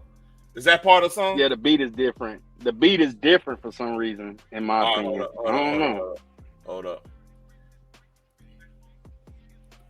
Let me go. Y'all keep on talking. I do me a little research. I ain't got no words on it because I don't follow that. I don't Travis Scott understand. never been the dope. I don't understand why he said it was corny, and he didn't even want to talk about it, but yet he's talking about it. And I don't really know much about Travis Scott or Pusha T, but is this sort of riding on the coattails of the Kendrick Lamar Drake situation? No, I don't get it. No, because Pusha T has his own issues with Drake. But no. And not only that, if this man cried to you, was vulnerable to you, he was going through some stuff, then why put it in a song to embarrass him? And I mean, I don't get that. Because he tried to discredit Pusha T. Yeah. Travis Scott put it in a verse. It's the same thing as what's the old boy name that tried to diss LL Cool J in his own damn song? Oh, Cannabis. Cannabis. Yeah. Cannabis was invited to do a verse with hip hop heavyweights and decided to diss LL Cool J in his own damn song. So LL had to rewrite his shit and basically stumped out Cannabis. We ain't heard from that post baby since then, honey. But that's the same thing. If they inviting you onto their song and then your first thing to do is try to actually discredit the person that actually invited you. That's why he said you wasn't even really supposed to be here. And this is what you decide to do. So I'm gonna give you what you tried to give me. Only I'm gonna do it 10 times worse. Cannabis. So these rap beefs are still a thing then, right? Oh, you're breaking up. Rap beefs are inevitable because hip hop was born in battle. Let's just say that they was always going back and forth to see who had the best verses. Yep. And that's how hip hop was born. And that's understandable. But at the same time, if somebody is doing you a solid and inviting you onto their song, that's not the time or the place to do that. True. Boogie, you can compete with seeing who has the better lyrics without having to try to diss or discredit the person you're actually on the track with. That doesn't make sense. Yeah, I agree with that. Hey, Boogie, you had said he had the most suspect. He had the most suspect line on that song too. Cannabis said the most suspect line I ever heard in rap history. And which part was that? Can y'all hear me? Yeah, we heard. Yeah, which part was that? I think I know what you're talking about. Go ahead. Yeah, I don't even want to say that shit. It was something about Oh, him you know eating what? Then don't rappers. bring it up, Negro. Don't bring it up. I was waiting for to say. I didn't want to say it either. I'm gonna let you do it. You brought it up. I was just You trying to know, say if because on the you song no, he said dog, something like about don't eating even bring it LL up. Cool Don't J. even. He did. He really did say that. I was gonna let him back. I was like, go ahead, do it. But you set yourself up with it. I was like, all right. Now Him I and got to listen Quavo. to this damn song again. Yeah, that Quavo was said some suspect shit on one of his first songs he ever made, talking about Quavo eating a always nigga saying like an apple. suspect shit. Yeah, Quavo sus anyway to me, so it is what it is. This is why I don't really listen to today's music. A lot of this is born in man purses and fingernail polish on men's nails, and they wearing makeup and stuff. I can't take you serious, dude. Like, And that's what I was saying about Pusha T. Like, nigga, we saw you in a dress with a purse, bro. Like, that's crazy. You can't talk yeah, about Drake wearing a but purse look and a who dress, raised bro. him up. Look who raised him up. It was for real. Right. Just saying. Phoenix, you surprise me all the time, man. She sure do. She caught me off guard with that one. He was You know what? raised by Pharrell. I'm just Hey, saying, like, see, that's Yeah, suspect Pharrell within went left. itself. Bell bottoms and shit. He had Kendrick Lamar and them Yeah. bell bottoms at the Super Bowl. Like, bro, like, come on, bro. Yeah, and he's supposed to be a fashion icon.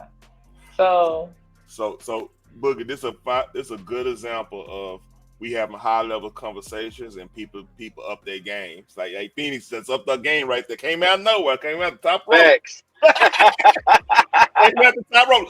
The elbow dropped. Oh shit, that's a good little tidbit. Word. God damn, okay. Shout out to Phoenix on that Shout shit. out, Word. man. Hey, yeah. we If you learned notice something how new. when they was going to the BET Awards or the MTV Video Awards. MTV, oh Lord, that Yeah. Yeah. Look at their fashion Are you throughout the ready? years. Are you ready for the song? Shabuzi Go went ahead. crazy. I'm my fault. That was my last comment. But Shabuzi, he definitely got caught up in that whirlwind too. They said that nigga looked like a what did they say Shabuzi looked like, bro? That shit was crazy. They said, I ain't gonna say the word, but I'm gonna say it the way all these other niggas be saying it. They said he looked like a Yag Mortal Kombat fighter. Oh, good Lord. Oh, you like Floyd? You thought you, hey, all right. I gotta put some context on this. That's a secret character you can play on Fire Mortal Kombat named Floyd. Let me show y'all this. We go this. No, oh my god! Don't do it, Terry. Hold up. No, don't tell me they did that shit, bro. No, I'm just showing the character. I don't think they did that. But this is Floyd. That's what? That's a damn shame. So what the hell? It's a play called Pink Nope. Floyd. Floyd was like Pink Floyd. They got to bring back manhood because it's some bullshit. Like, why they got to be in everything? Cameron should have never wore pink, man. This was never for you. Like, you ain't got to. This ain't got nothing to do with sexuality. This got to do with fighting. Why in the hell does he in a highlighted pink? That nigga finishing move got something to do with a broke wrist. Man, hey, it's Listen. Hey, they made that child hard as hell. Oh, y'all want to see him fight? Oh, No, I don't. I just want to hear a song so I can get the hell off this panel. Play the song, Shawty. No. This is culturally. That beat hard, Boogie. That beat is nasty. Hey, what I like is Pharrell made those the drums like the record scratch I'm like, oh, that's different right there. That's different. Pharrell is dope. Yeah, he He's learned fucking a dope. lot from his cousin. Him and his cousin be on a different fucking level. That beat was hard because it worked because he didn't have no traditional drums. He just used the scratching of a record. That's cold. I never heard of anybody use that as the beat. That's cold. That's what him and Timbaland known for, bro. They'll take any sound and make that shit rhythmatic. That's what I'm saying. They on a different damn level. Both of them. That's, man. They so futuristic. Or if ahead of their time was a person, it would be Pharrell and Timbaland. Facts. Shout out when to it them comes to brothers. production, they real different. Yeah, I would have to agree with that. Yeah, Timberland's pretty dope. Mm-hmm. Do you guys ever watch when he's live on his channel and he's doing those beats? Oh yeah. I love Yeah. it. He does that on Monday Absolutely. nights. Like that. Yeah. He does it often, actually. I watch it at least 3 times a week. I peep in 15, 20 minutes because he's, bringing other people in and like, oh, okay, listening to their music and maybe working on something, getting inspired by others. So it's real dope to see. Mm-hmm. Yo, did you open your mind yet to Bro Sanchez, Karen? Remember I was telling you about him? Bro Sanchez TV? Man, go watch that, man. Because I was watching some stuff about I'm about to show y'all this. We about to end. I gotta show you this. I have to show you this fight come up. I knew it. I knew he was gonna do it. You gotta see it.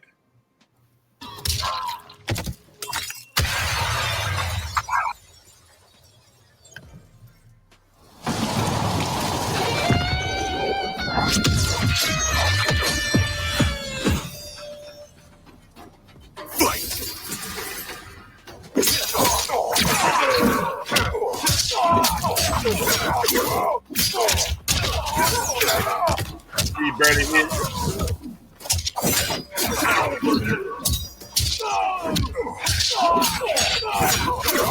Like, come on, bro.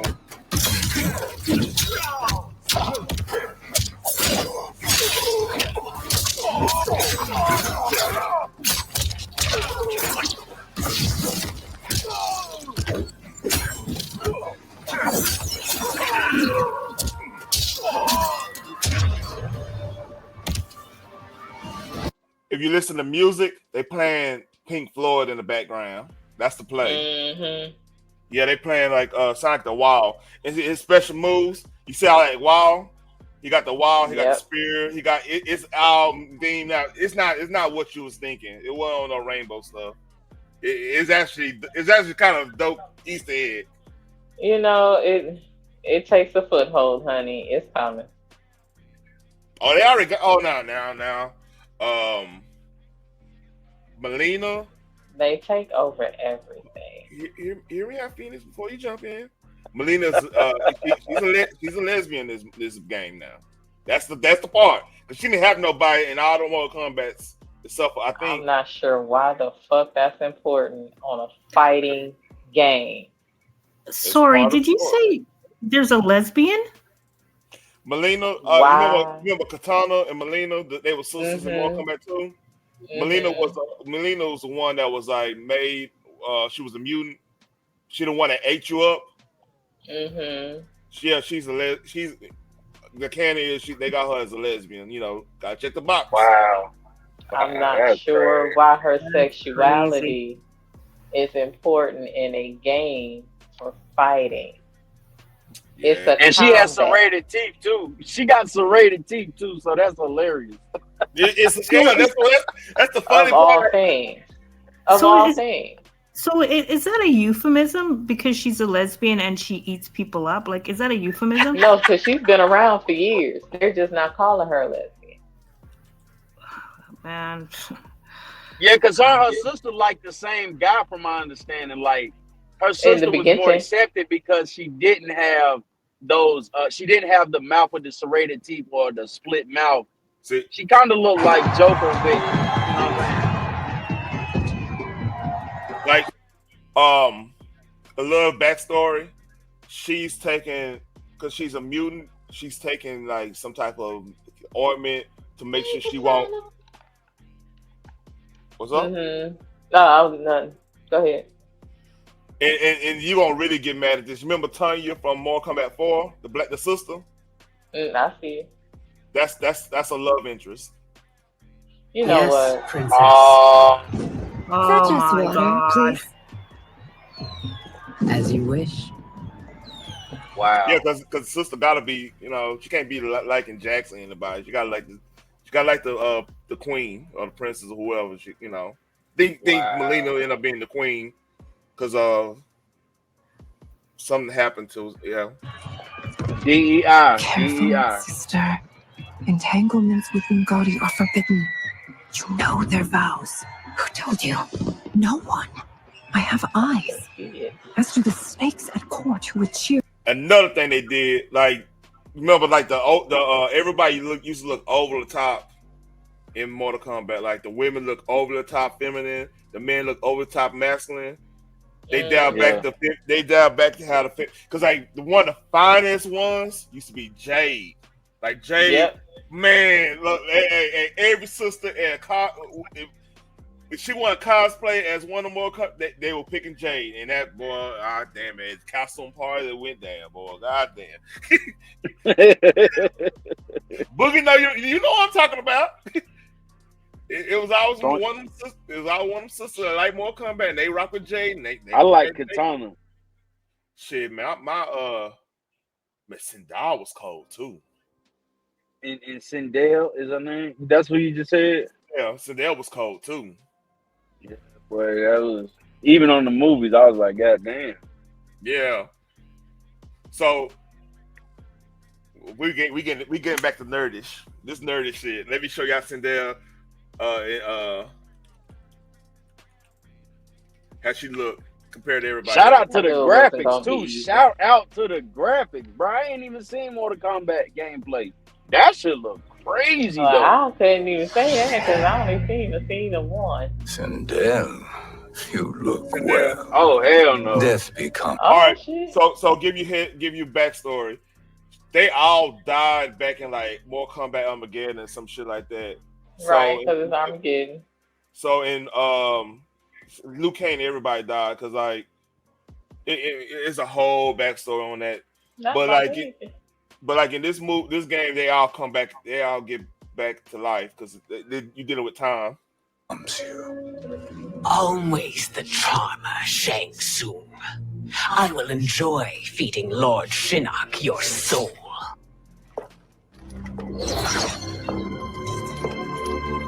But you, Nightwolf, you get the privilege of suffering most.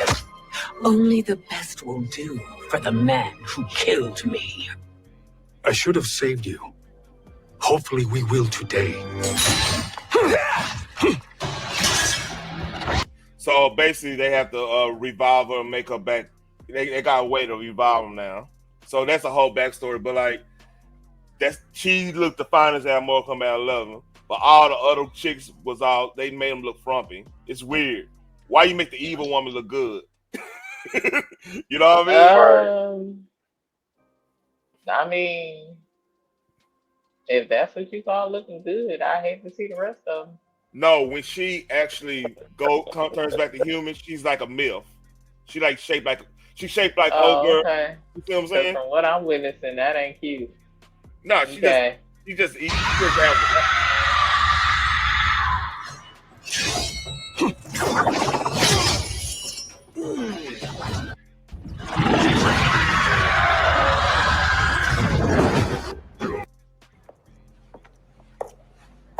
This is her come back alive.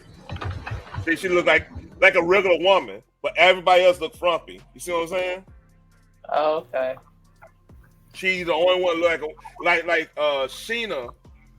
I'll show y'all an example.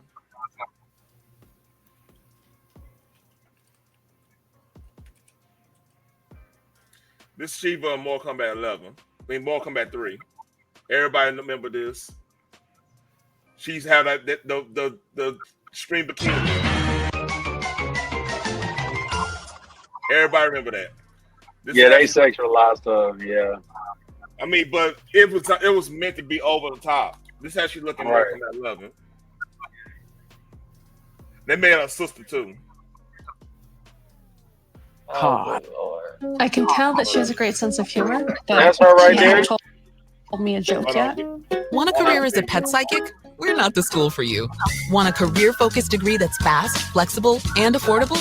Apply now at post.edu. Post University. Something's missing. Hey, Meta, I need more acidity. You got. This is how she look now.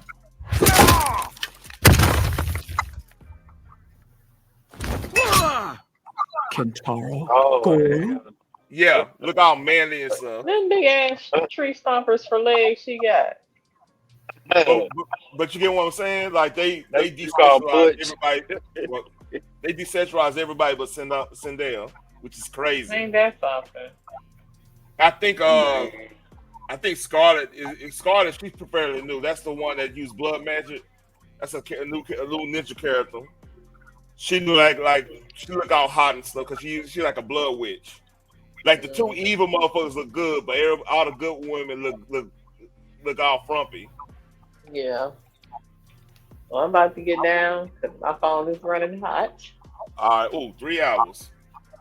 Yeah. Again, you should have been wrapped this shit up. You in trouble. Yeah. She texts me. She already texts me like, hey, when yeah. So I gotta leave. So y'all have a good evening. Thank you for having me up. Good night. I appreciate everybody coming up, man. Tell Boogie. I guess you going live tomorrow because you go live damn near every day. So I'll see you tomorrow. Hey man, Boogie, we got game. We got game, by the way. Like I'm gonna go too. I'm gonna exit too because all of this Mortal Kombat stuff, I don't know anything about it. But we done. Thank you so much for having me up. Yeah, good seeing you, Genesis One. Yeah, good to see you. Yeah, how have you been? I'm good. Come see me sometime. Yeah, for sure. Yeah, but just what are you doing now? Because I know that first you were doing the sneakers, and what kind of stuff are you doing now? I got some music over there. Go check the music out. Oh, okay. Because I don't do the drama, right? Yeah, that's cool. Just go check the music out. You ain't even got to look at the drama. All right, perfect. Okay. Mr. Taryn, always a pleasure. Appreciate Thank it. you so much for having me up. Thank you for showing up. I didn't recognize your name, but thank you for showing up. I really appreciate it. Yeah, I changed my name because I'm moving away from the sector, so I just got a new name. Amen, lad. Yeah. All right. Take care. Thanks again. Good night, everybody. Take care, everybody in the chat. See ya. Bye. Oh, yeah. Listen, when are you doing trivia night again? I've been waiting for more people to want to do it. I mean, I got some stuff on deck. I just want to make sure it's wanted. It's in demand. Once it's in demand, it's always open. Yeah, well, listen, I'll look out for the title because for sure I'm going to show up. All right. Take care again. Thanks for having me up. Appreciate it. Bye. Good night, everybody. Sorry, go ahead. No, it's cool. No, you're going to say by the way? No, I was about to tell Boogie like, hey, we need a game. That's all I gotta say. That's it. Oh, okay. All right. Take care, Cutting Edge. No problem. I understand. Bye. All right. Peace. All right, Boogie. Hey, appreciate you showing up, man. We got a game though, by the way. We friends on Call of Duty. We could probably get on some Call of Duty. I got this new GPU. I could rock out. Like crazy. Which one did you get? I got 5080 Oros Master Ice. Matter of fact, I'll show you right here. Damn. Motherfucking baller. Nah, I just sit down and I put money back, put it that way. Hey, shit. Salute to you, bro. That's dope. Yeah. Man, oh, Russell Red. Damn, Russell Red, just missed him, man. His wife leave now. He come up. Oh, yeah, that's messed up. He had that nigga on timeout.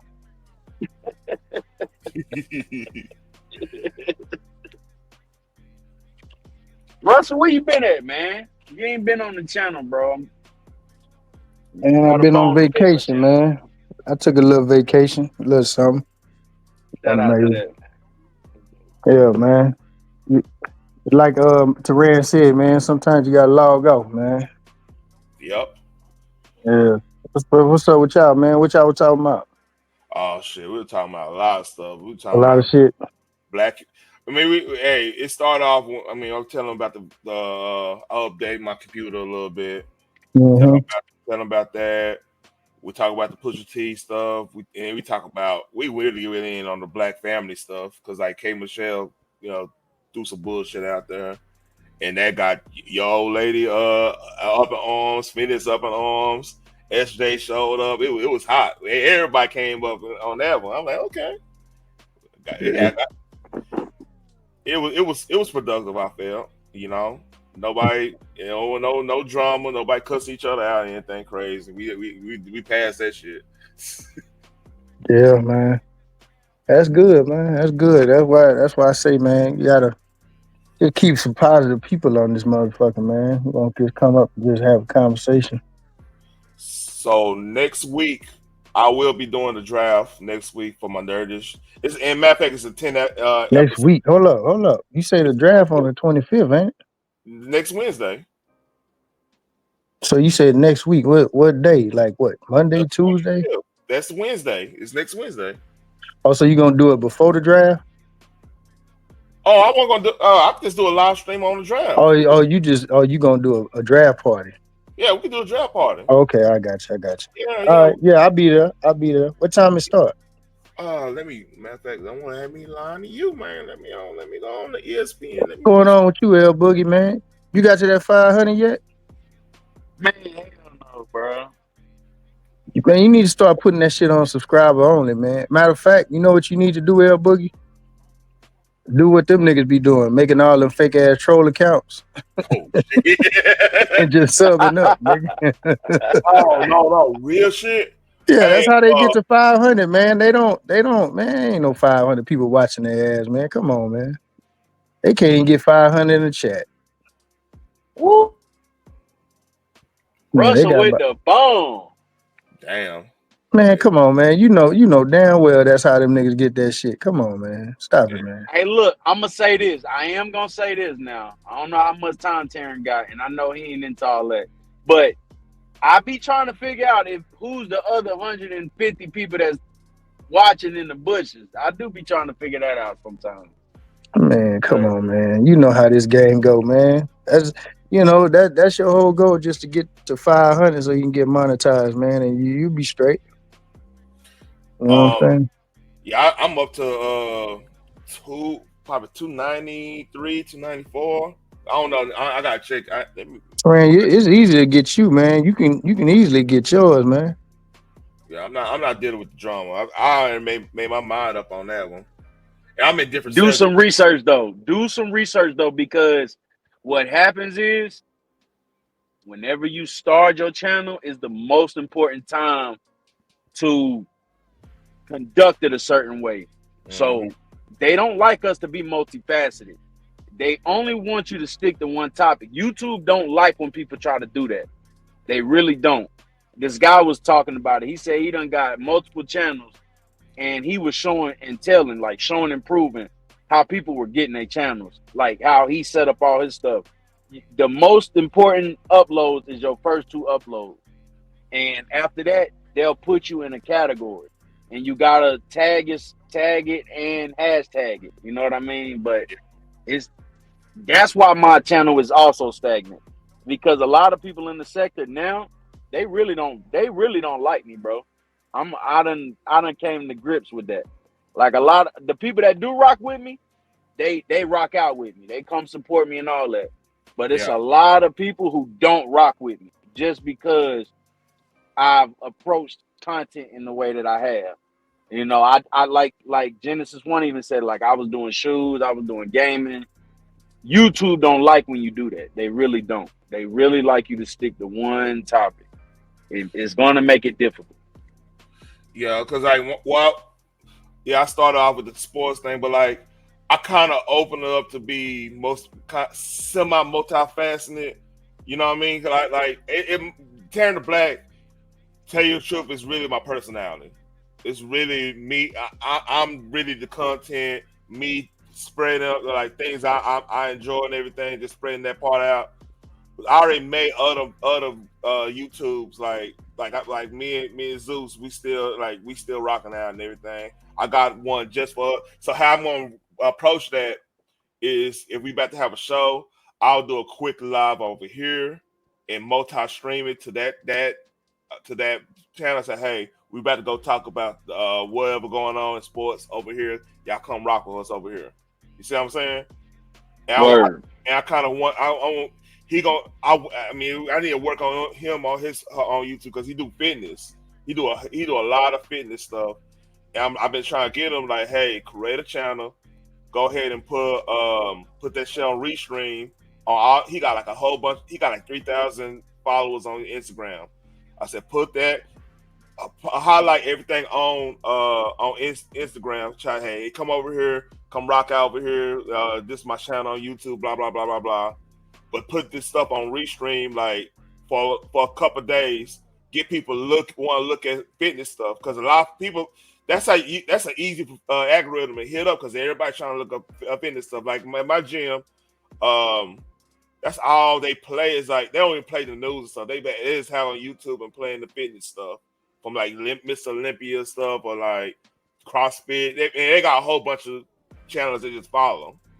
So that's what I'm trying to get him to do. Like, hey, I said, hey, I got you on the theme song, got you on the intro because I use all this time when we ain't doing football and staying out the mess stuff and just learning the whole aspect of like making some some themes, not necessarily making, but finding like copyrighted, uncopyrighted music to use from places, learning how to create like drop shit like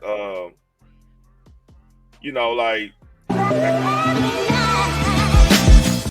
stuff like it's like I got a whole bunch of things like when I talk about like trailers, do this. Stuff like that, just have stuff ready so I can always have something just put on, make the production look better. And I'm still working on it. I'm still trying to figure out certain things, especially like when I get to vlogging. So it's just really sit back and learning. You know what I mean? We definitely got to learn how to do uploads though, bro. Like you got to sit and do your editing or pay somebody to do that. Yeah. And just do a whole show about one topic. Because I was trying to figure out like why YouTube does that, but it just makes it difficult for them to put you in every algorithm. Mm-hmm. And especially if you're not promoting it like that. If you're not paying them, they're not going to go out their way to put you in every category. Think about that. Think about the business marketing scheme of that. It takes more dollars for them to promote you who's not really investing into them, opposed to them with someone who shows them what they're going to do so that they can create that avenue, that revenue, that, advertising and things like that. It's all a business, man. You know what I'm saying? And my best actual video with sync is my Grand Theft Auto 6 trailer review. I got over 1,000 views on that. That's like my best running video. And that one I did do the promotion. I did like a little small promotion just to see how it works. You know what I mean? And that shit works. I mean, legit, that works. And it's not. I asked. Man, I'm over here showing something. Man, I said something to you way earlier. Anyway, like that promote. It's not. And I thought, man, I was thinking, was it buying subscribers doing that? But like, it didn't give me that much, meaning more subscribers. Just they just promoted the video because it was hot at the time. You know what I mean? When that trailer dropped, that shit was fire. Everybody was getting views on that shit. You know? So I figured that part out, which is cool, man. Like, you'd be surprised. Like, you gotta put money into this. That's one thing I tell everybody. You gotta put money into this. Your equipment, the copyrighted music, unless you know how to make music, and still that's tricky because like if you use a certain sound in a certain way, you could probably have to get that clear. Yeah, you can get copywritten for that too. Yeah, facts. Yeah. I said something to you, man. I said something to you earlier. You kept going in and out. What are you talking about? Don't start with me now. but like, that's a whole different conversation. But we probably could do a live together on that, just talking about that shit. Like, yeah, I gotta create another channel. Sorry, I'm eating, but I gotta create another channel too. Because yeah, you definitely destroy your channels when you do that type of stuff. The most successful one I had was talking about Cameron, and I literally got that off just posting it live to YouTube vertical. You know what I'm saying? But hold on real quick. What? Hey, come up real quick. Come up real quick. I didn't even hear about that. My bad. You can't be you can't come over here snapping and nigga then got some issues going on, man. Come on now. You know, I definitely wasn't laughing at that. I ain't see that. I didn't see that either. Like, damn, man. I thought we were kicking it. I got a little time before I leave. I got the damn thing pinned up. Well, I'm off tomorrow too. Well, I'm off for Juneteenth, man. It's crazy they made that a holiday. That was like a Texas thing, man. That's crazy.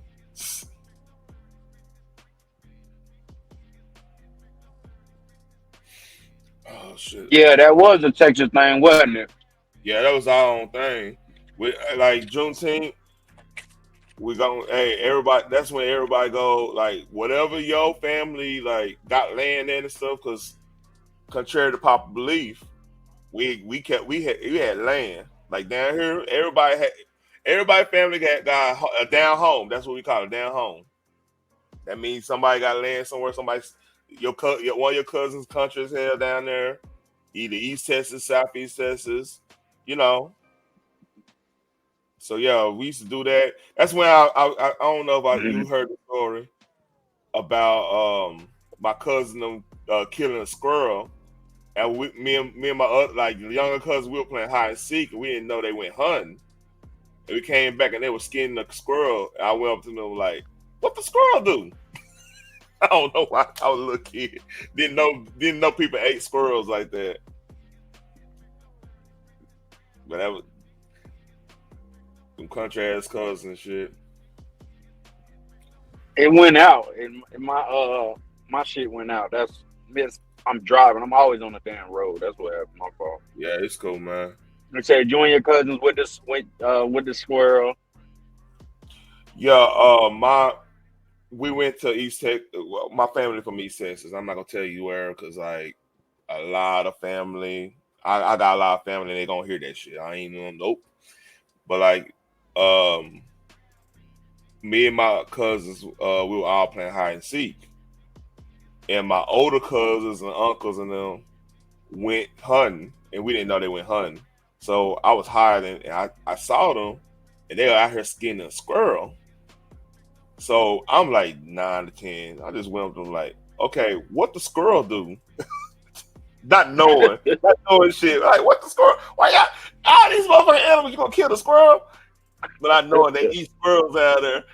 Man, that shit. Yep. They like finna tear that squirrel ass up. boy, they looking at you like you ain't never had squirrel, nigga. Yeah, like I said, I was 9 years old. Of course, I ain't never had no goddamn squirrel. 9 years old now.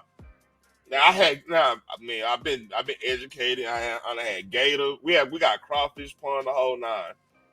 They done shot a gator and put that motherfucker on a grill. I seen that. I'm like, ooh, that's good eating. I don't give a fuck what anybody say. That's some good ass eating.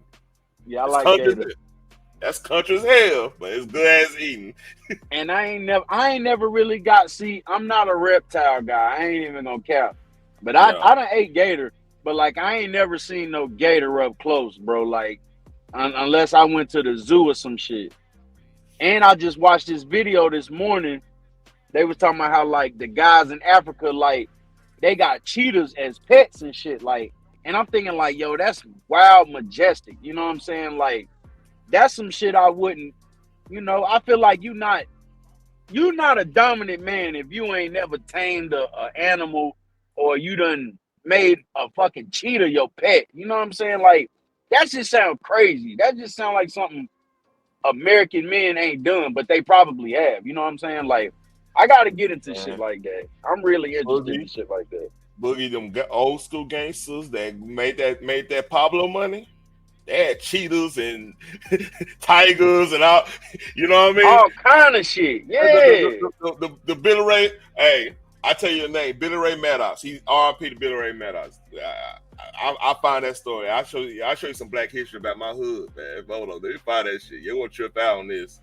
You're gonna trip out on this. You're gonna trip out. Post that shit. Yeah. Let me find this motherfucking shit. Billy Ray Maddox. Hold up. I'm going on mute. I ain't gonna hold you up from your from any other time neither, bro. Like after this, we can go ahead and let it go. Let me get past this thing. Of course, got all the there you go. All right, here we go.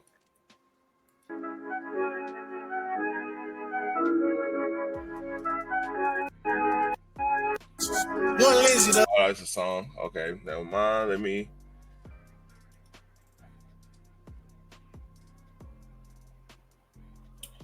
This shit crazy.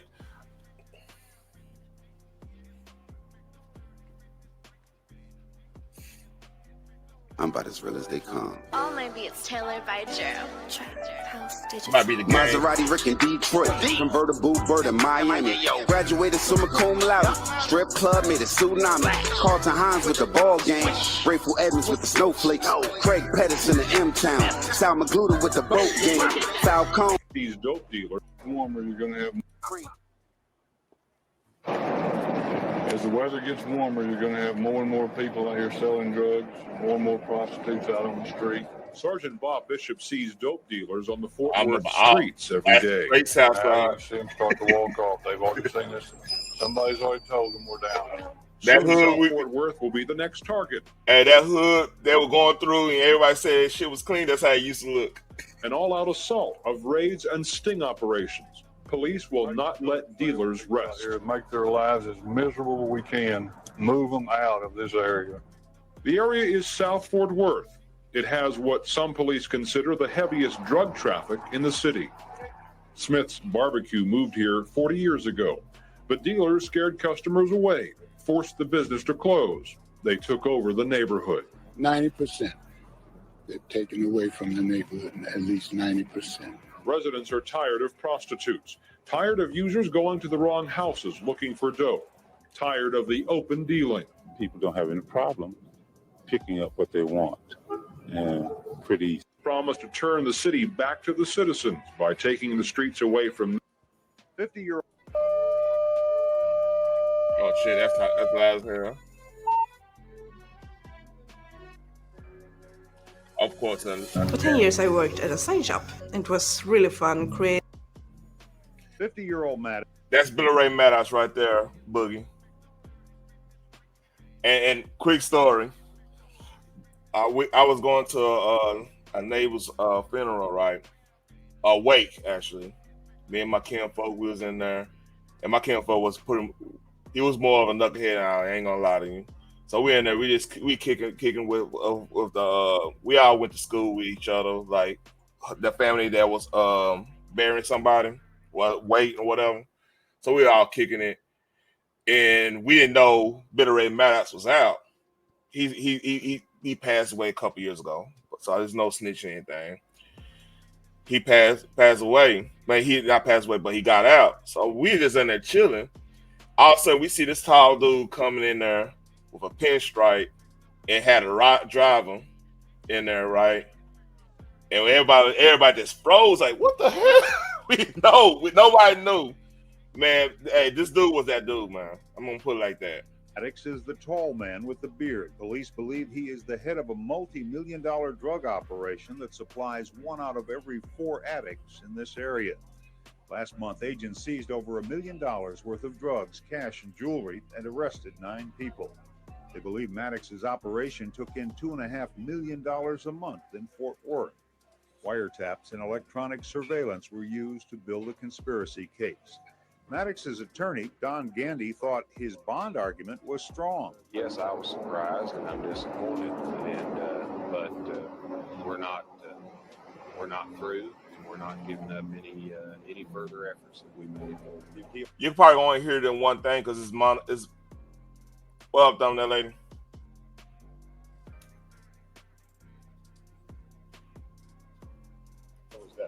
Oh, yes. The judge also refused bond. What's up? Can you hear me? Yeah, we can hear you. I'll be right back. All right. Pamela Jemison, but we'll hear more argument on George Winston, Ricky Maddox, and Joyce Langley. Gandy believes they'll be free next week. The 3 that apparently he is going to grant bond for, I'm even a little hesitant to understand why the delay. I thought they should have been granted bond without question. The defense can appeal the judge's no bond order after it is officially entered Monday or Tuesday. Ron Trumblett, Channel 5 News Tonight. Yeah. We back. It's your boy Papa Lot. Mob. So yeah, Boogie, that was that dude, man. He had cheetahs and everything. I mean, in his place, he had cheetahs and everything, man. All kinds of crazy stuff. Ostriches, everything. He was on that type of time. That's my cousin. Really ain't mad. That's your cousin? Nah. So Boogie, hey, them Pablo motherfuckers, the motherfuckers getting that Pablo money, man. Hey, that was a different breed there. Right. Thumbnail lady. What's happening, Boogie? Not much. What you wanted with me? You said something happened to your son-in-law, man. My condolences. I ain't know. He ain't died. No, I'm just saying he had a situation. Very bad situation. That's why I ain't been doing music, because Money Your Bad been in the hospital too. And she just recently got out a couple of days ago, and then now her husband went and damn near killed himself this morning. So it been rough. So that's why I ain't really been on here. Yeah, you doing right. I've been popping in and out of chats, and like your chat and Mel Double, just popping in and out of chats, speaking. It's just too much going on. So yeah, we just doing random stuff now. We had a good conversation. Yeah, I don't know if you heard him live. I caught a little bit of it when Mr. SJ was up here. I caught a little bit. I was in and out because my daughter was coming from the hospital and she was sleeping, so I didn't want no second accident. So I had to stay on the phone with her. Yeah. Till she got home. Look, hey, family first, man. Like, Yeah. So I don't want nobody to think that I'm running from anything that's going on. I don't got time. Yeah, you got I don't got time. I feel you on all that because my mother-in-law was here all last week. Like, matter of fact, last Wednesday after when the show was going on, yeah, like my wife texted me like, my sister-in-law and mother-in-law was here. I'm like, the hell? That's why I had to go ahead and all right, let me see what's the hell going on. I didn't even know we were going in. I mean, last week was fun too. We was going in on all kinds of like the hip hop stuff. I think I end up coming up. Did I come up? Yeah, you came up last week. Yeah, we were going in. We were having fun. I've been watching the the Drake Toronto Kendrick Lamar shit. Oh, thank you. That's where I've been catching up on. That shit was wicked. You just reminded me. Thank you. L Boogie, what's happening? I heard you got clapped. I didn't see that. Look what's in Japan. They got the CDs. Oh damn! I wish I could get one of them just to have it as a collection. You know. You try to see if you can order it. Oh, I probably could order. I'm in the fan club. I probably could order that shit. Yeah, I'm in the. That's fucked up. I'm in the. I've never been in a rapper fan club ever, but this motherfucker. Ever in my life. Ever in my fucking life. People, and what a guy I heard talk. I forgot. I want to say, is it Torch? It might have been Torch. Why Drake getting mad at the politician that's being there and all the people from Toronto that went there? He got to understand that they're not going because they hate you, Drake. They're going because this nigga popping. He don't understand that. They're not going because they don't like you just because they sung the song. It's a hit song. And that's what he's fucking his shit up at. He gonna fuck himself up with Toronto with that. Because he thinking he mad at everybody that went to the concert. Yeah, I don't know, man. Yeah, but I found that was dope. Kendrick Lamar up there. That was dope, though. Yeah, that is. Yeah, I wonder if they got his app because I know that he got. You check to see who got it. You check to see who got it. I might need to go to Target because Target still got like physical media like that. They still like sell vinyls and shit. Them and Barnes and Noble. I bet you Hot Topic still got. Yeah, I think they still sell CDs. It's certain places still sell CDs. I might get it just to. That's something just to have. And what the fuck? Like a beat machine behind there. You see that? I don't know what that is. See, I have the vinyl and then have the CD, man. Because that'd be dope. That'd be dope. And that's something like you just keep and collect type shit, right? You don't even want to play. I got the song, like you got the songs. Amazon got it, Target has it, Walmart has it. I might order that shit at Amazon right now. Make sure you don't get the clean version. Hell no, you know. If I got the, let's see. Digital copies got to come back because motherfuckers ain't making no money off their music, man. Really not. You right about that? That was only $11. It's only $11. Yup. Yo, I might order it right now. It's not the concert. How much you thought it was gonna cost? Shit, hey, my fucking album, the 100 kilogram, was it 100 kilogram or something like that? What they call it? I forgot what they call it. The thicker version of the record. Yeah. 100 grams, not 100 kilograms. 100 grams. 100 kilograms would be crazy. 100 gram version, yeah, that costs like $50. But you got to understand what you said, an album and that shit.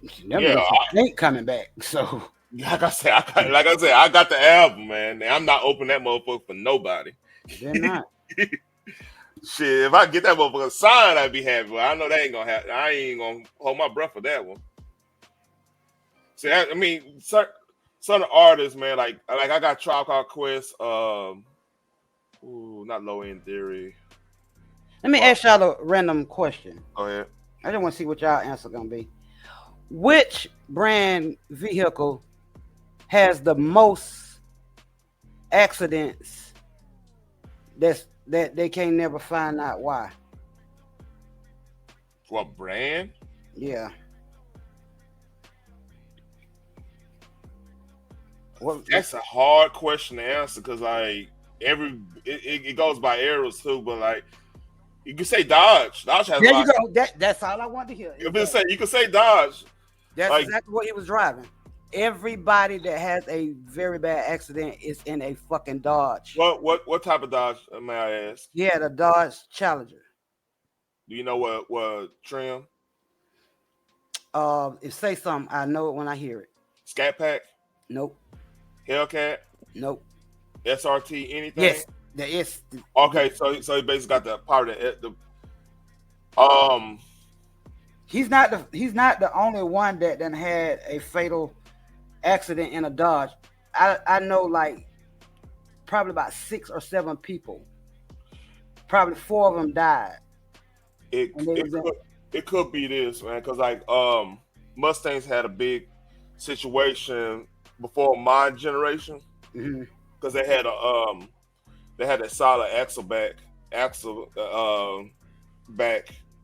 It was just one axle back. It wasn't because like when they went independent, it became more controllable. That's why like it is a certain mechanic because like those old pointy cars that had that one solid axle.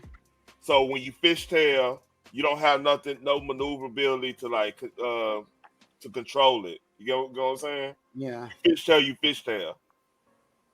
So it might be something with the axles. It depends on how you. Had issues with the tires because I even looked it up. They done been sued so many times.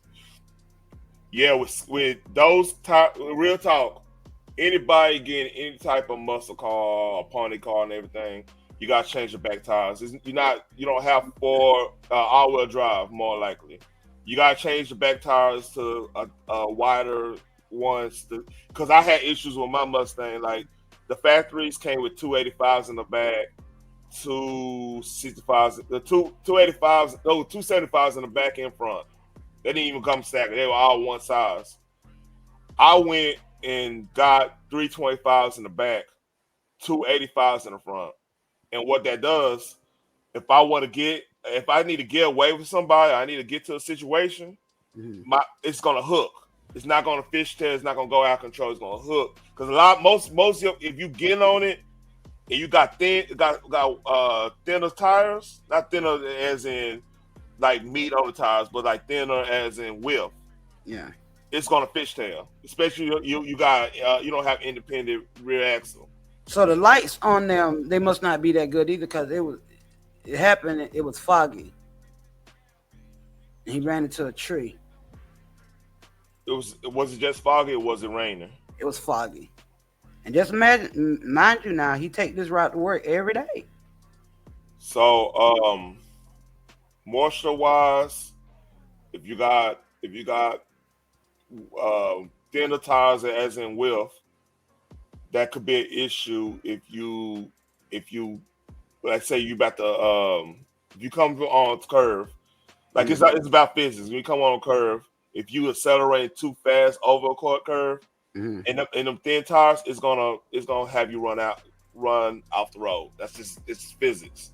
Because like even with fog, right? Because where the fog coming up, right? So that means moisture's on the ground. Right, that's what I was thinking too. Yeah. Because when you look at the spot, because they're supposed to get a picture of the car, because I got to get my investigation on. I'm sorry, that's what I do. His dad's supposed to send me the picture of the car, and I saw the spot. They showed the spot, and the tracks are deep. It's like he almost lifted that damn tree from the root. The tire marks are deep. So what did he come from? Was it coming from a curve? I think so. I think that tree. Okay. I couldn't really tell because with the picture that they showed me, I couldn't tell if it was a curve right there, or did he slip off the road and hit the tree. I got to see that main road. I just saw the tires. They got to be thick tires because the imprint in that dirt is thick. Another question: did he hit dead on or did he T-bone it? Dead on. Ball the front of that motherfucker up. They say. Yeah, what happened? What more likely happened? I guarantee you this, just by hearing it. He would, if it come on a curve and he hit it dead on, he probably misjudged the turn a little bit and hopped the curve and went right at it. You see what I'm saying? Yeah. That's or he was trying to avoid something. It's one. That's what. And see, he got a concussion, so he can't tell us what happened right now. Yeah, give him a couple of days. Yeah, so they're gonna have to. So we gotta wait to because right now he's They dropped him. He fell. I just been upset all day because they mishandled my son, and I'm not there. You know, that shit bothers me because I'm very. I have to know everything because I want to see the video where they dropped him, how he fell. Because now I want to know where the concussion come from, where the broken collarbone come from. Did it come from the car accident or when y'all let him fail? Here's the thing too. Dodges, I mean, most cars, like, because of this is one good thing Obama did do, or I believe it was Obama though. With the safety measures on these cars, with the added stuff, it raised the price of cars, but it actually made them safer. Mm-hmm. So there's a lot of safety measures on these cars, especially the muscle cars, because like if you got an SRT, that's probably what 500.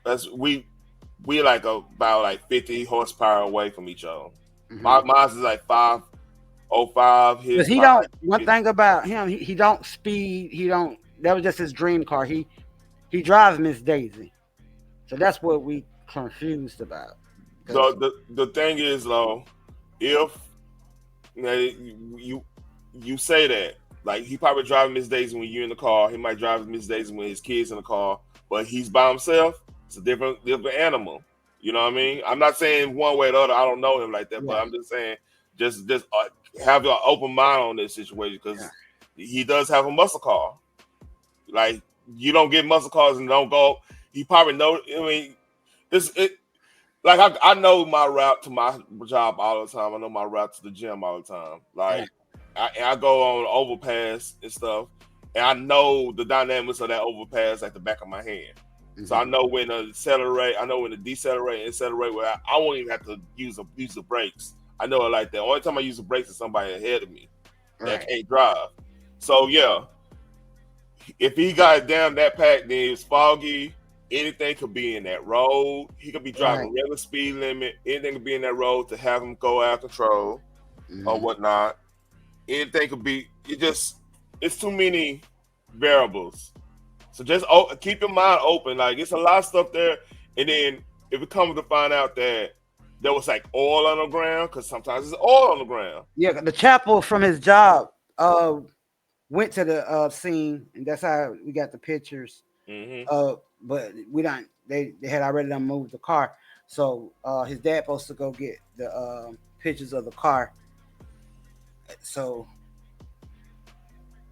because oil and you don't know, especially if you don't see the oil, and you're not you like, if you're not trained on how to drive when you have situations like that, it's a tricky proposition. It's especially depending on where the tree at, depending on what speed. If he going anywhere past 35 miles out, he don't even have to drive that fast. Right. And some oil mixed with water, because oil and water don't mix. We heard about that. Yeah. It could be something as simple as that. Yeah. A deer caught going in front of him and he stopped. That's what I was saying. Did a deer run across and see, like, I guess he was on the road by himself at the time, because they had the airlift him from the accident. So I don't know. We don't know if somebody saw what happened. Was anybody behind him? It's a big plant, so I'm sure somebody was on the road, because of course somebody ended up calling. But he's in Georgia, right? By the way. Yeah, so we gotta just gotta wait till he come back to consciousness. Tell us what went on. I mean, only thing, you know what you control. You can only control what you can control, man. The one thing, you gotta give this up to the law right here. Real talk. But I mean, from what you said to me and knowing the car and everything, it's probably, I'm willing to bet it's something in that road or something he was trying to avoid. Because I mean, if he know this is route, and you saying it's nothing, he ain't no daredevil or anything like that. Like, I'm telling you right now, if you heard me having a wreck and stuff, you were like, yeah, hey, Taryn go hard. Right. I don't go as hard, but you know. And then the city that he was in, that he worked in, they ain't finna play around like that anyway, because the police is forever out. So I know he ain't out there spinning Yeah. his block like that in that area. All right. Yep. But like I said, we ain't gonna know nothing until we hear what he has to say, I guess. And it happens fast too. You know what I mean? Just we have to be patient. Gotta give up to the law right now. That's the Oh only thing yeah, you really can do. he been in there whooping ass. Who? Every time they touch him. Oh, oh. By the way, Yeah. to answer, El Boogie was talking about he never saw a gator and stuff. This goes on in one of the lakes in Fort Worth. If you're taking a trip to Lake Worth this weekend and you think you spot an alligator, your eyes probably aren't deceiving you. Jimmy James Jr. was at Lake Worth and says he spotted these alligators. He posted the pictures to his Instagram page. We talked to the Texas game warden today, who tells us alligators have long been associated with Lake Worth, telling us they've been there just about as long as the lake has been there.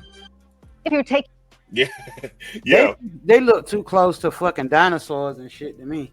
yeah. We got gators in Texas. Like that's when I talk about eating gators. We one line. It's cats out here going to some of these lakes and going catching gators. Are you on Twitch? Do you stream on Twitch? Not yet. I'm hearing to not get on Twitch, to get on Kick. That's the word. I heard that too. But my grandbaby, she want to stream, and I want to try to, since she over here, I want to try to help her. Cause she played Call of Duty. I want to help her try to set up her. Tell her get on your Discord. We could link up. I was just talking about that with Boogie. I rock with Mob a little bit too. He got a Discord. No, y'all too old. Yeah, we ain't too old, man. Call of Duty, come on. How old is she? 15. Man, she could probably play with my nephew. Yeah, what I said. My nephew played Fortnite. Yo, my grandson was just playing. I just got off the phone with him. He was playing Fortnite. So I got a Call of Duty. I got a Fortnite. And he played basketball on his. He said he only play Call of Duty when his Fortnite ain't working. And she Call of Duty. I got a joystick right here. Yeah, the beauty about Call of Duty is that you can play with the PC players and stuff. You just gotta make sure you watch on the voice chat stuff. Let's make sure on that. Yeah, don't play around. See, that's the beauty about that's the good thing about Discord is that you can link up with folks like people you know.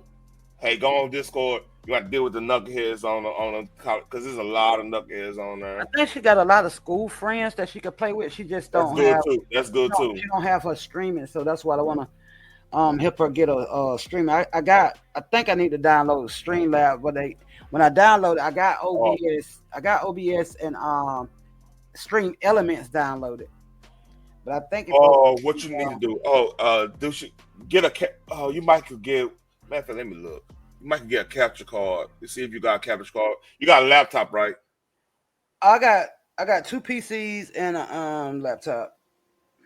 All right, let me see some. See how much. See if they got capture cards for laptops. I need to find one for myself while you playing.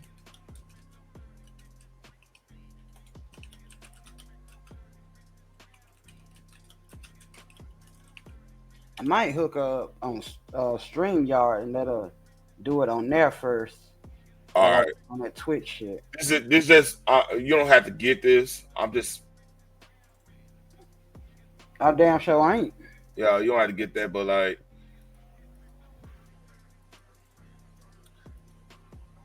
I'm actually. They got USB capture card. Okay. All right. I'm gonna look this up because I could put my I just didn't want to put like an actual anything extra on my PC because like I got it perfect on the airflow stuff. Yeah. Let me look at this stuff up. But all right, I gotta get going because I need I need to go pay the water bill. You know what I'm saying? And Yeah. Too much information. I need to go. I need to go eat. I need to go eat. Yeah, I'm finna go get me some rest. I've been on the phone all day. I just wanted to come let you know while I was in and out. Yeah, you good. But, You had real business to take care of. yeah, still going on. So I don't know when I'm coming back because I start back my on the 25th. I can redo my monetization.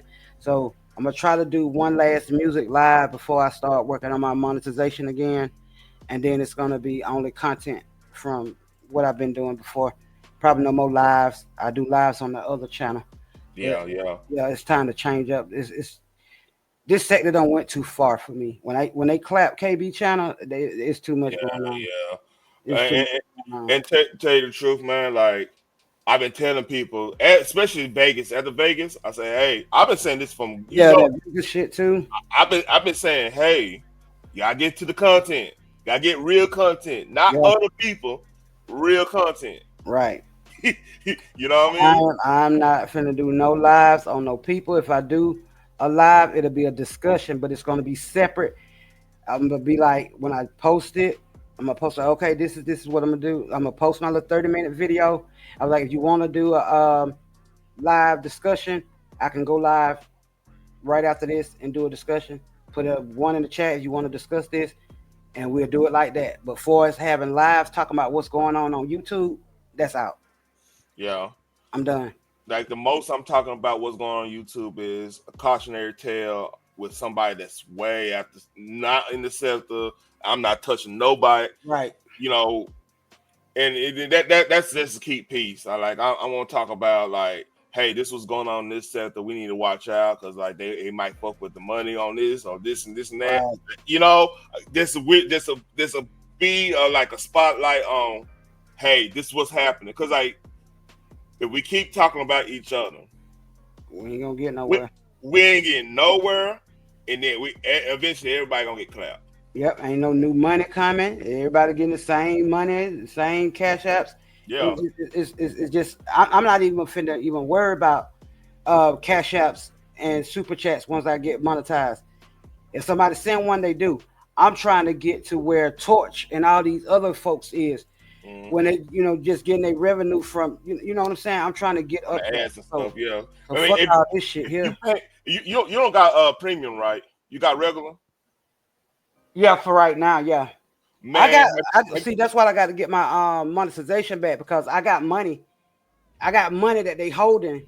Yeah. All my money from my last before they demonetized me. I got money already in there. Yeah. So I have a check the next month because that money is in there. So here's what I'm saying. Like the ads they doing now, it's gonna be harder for them to like do like a council brigade on you and everything because there's a lot of like inside it's like independent ad makers like like the mobile games, the new game, the new like not I ain't gonna say AAA but like the single A, double A type of developer.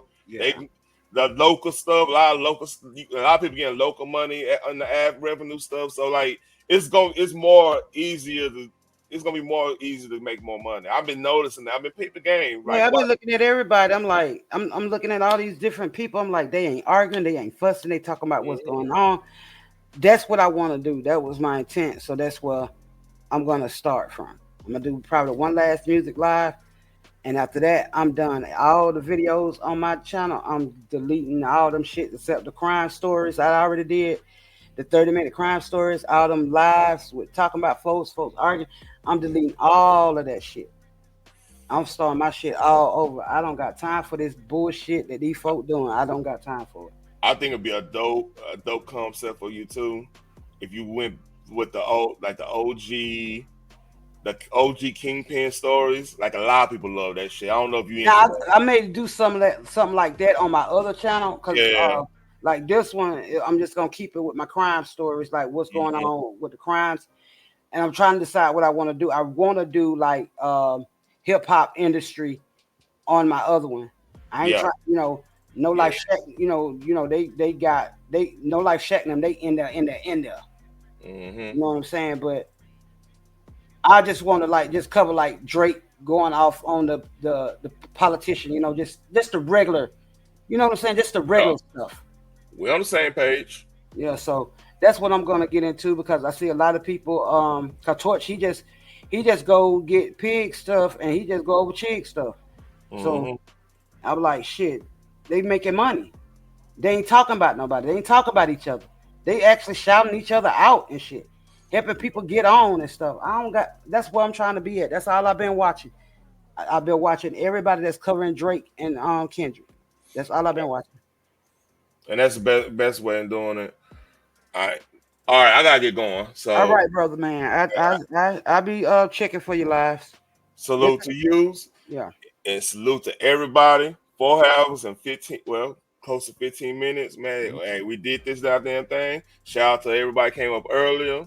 I am gone. Appreciate it. Like, share, subscribe.